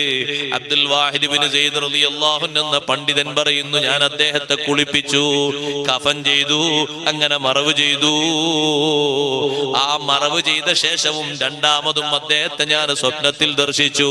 നേരത്തെ കണ്ട അതേ കുബ്ബയുടെ ഉള്ളില് കട്ടിൽമേൽ അദ്ദേഹം ഇങ്ങനെ ഇരിക്കുന്നുണ്ട്.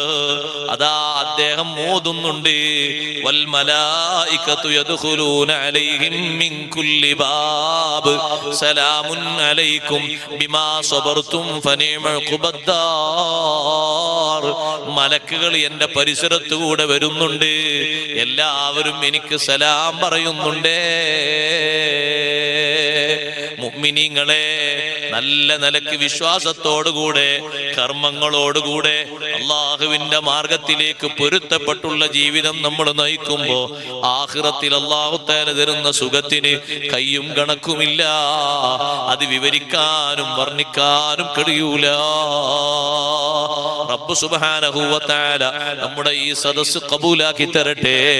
പാരത്രിക ലോകത്ത് അള്ളാഹു ഇഷ്ടപ്പെടുന്ന രൂപത്തിൽ അവിടെ എത്തിച്ചേരാനും അള്ളാഹുവിന്റെ സുഖലോക സ്വർഗത്തിൽ ഒരുമിച്ച് കൂടാനും അള്ളാഹു നമ്മുടെ മജ്‌ലിസ് നമുക്ക് വലിയ സഹായകമാക്കി കാരണമാക്കി സ്വീകരിക്കുമാറാകട്ടെ.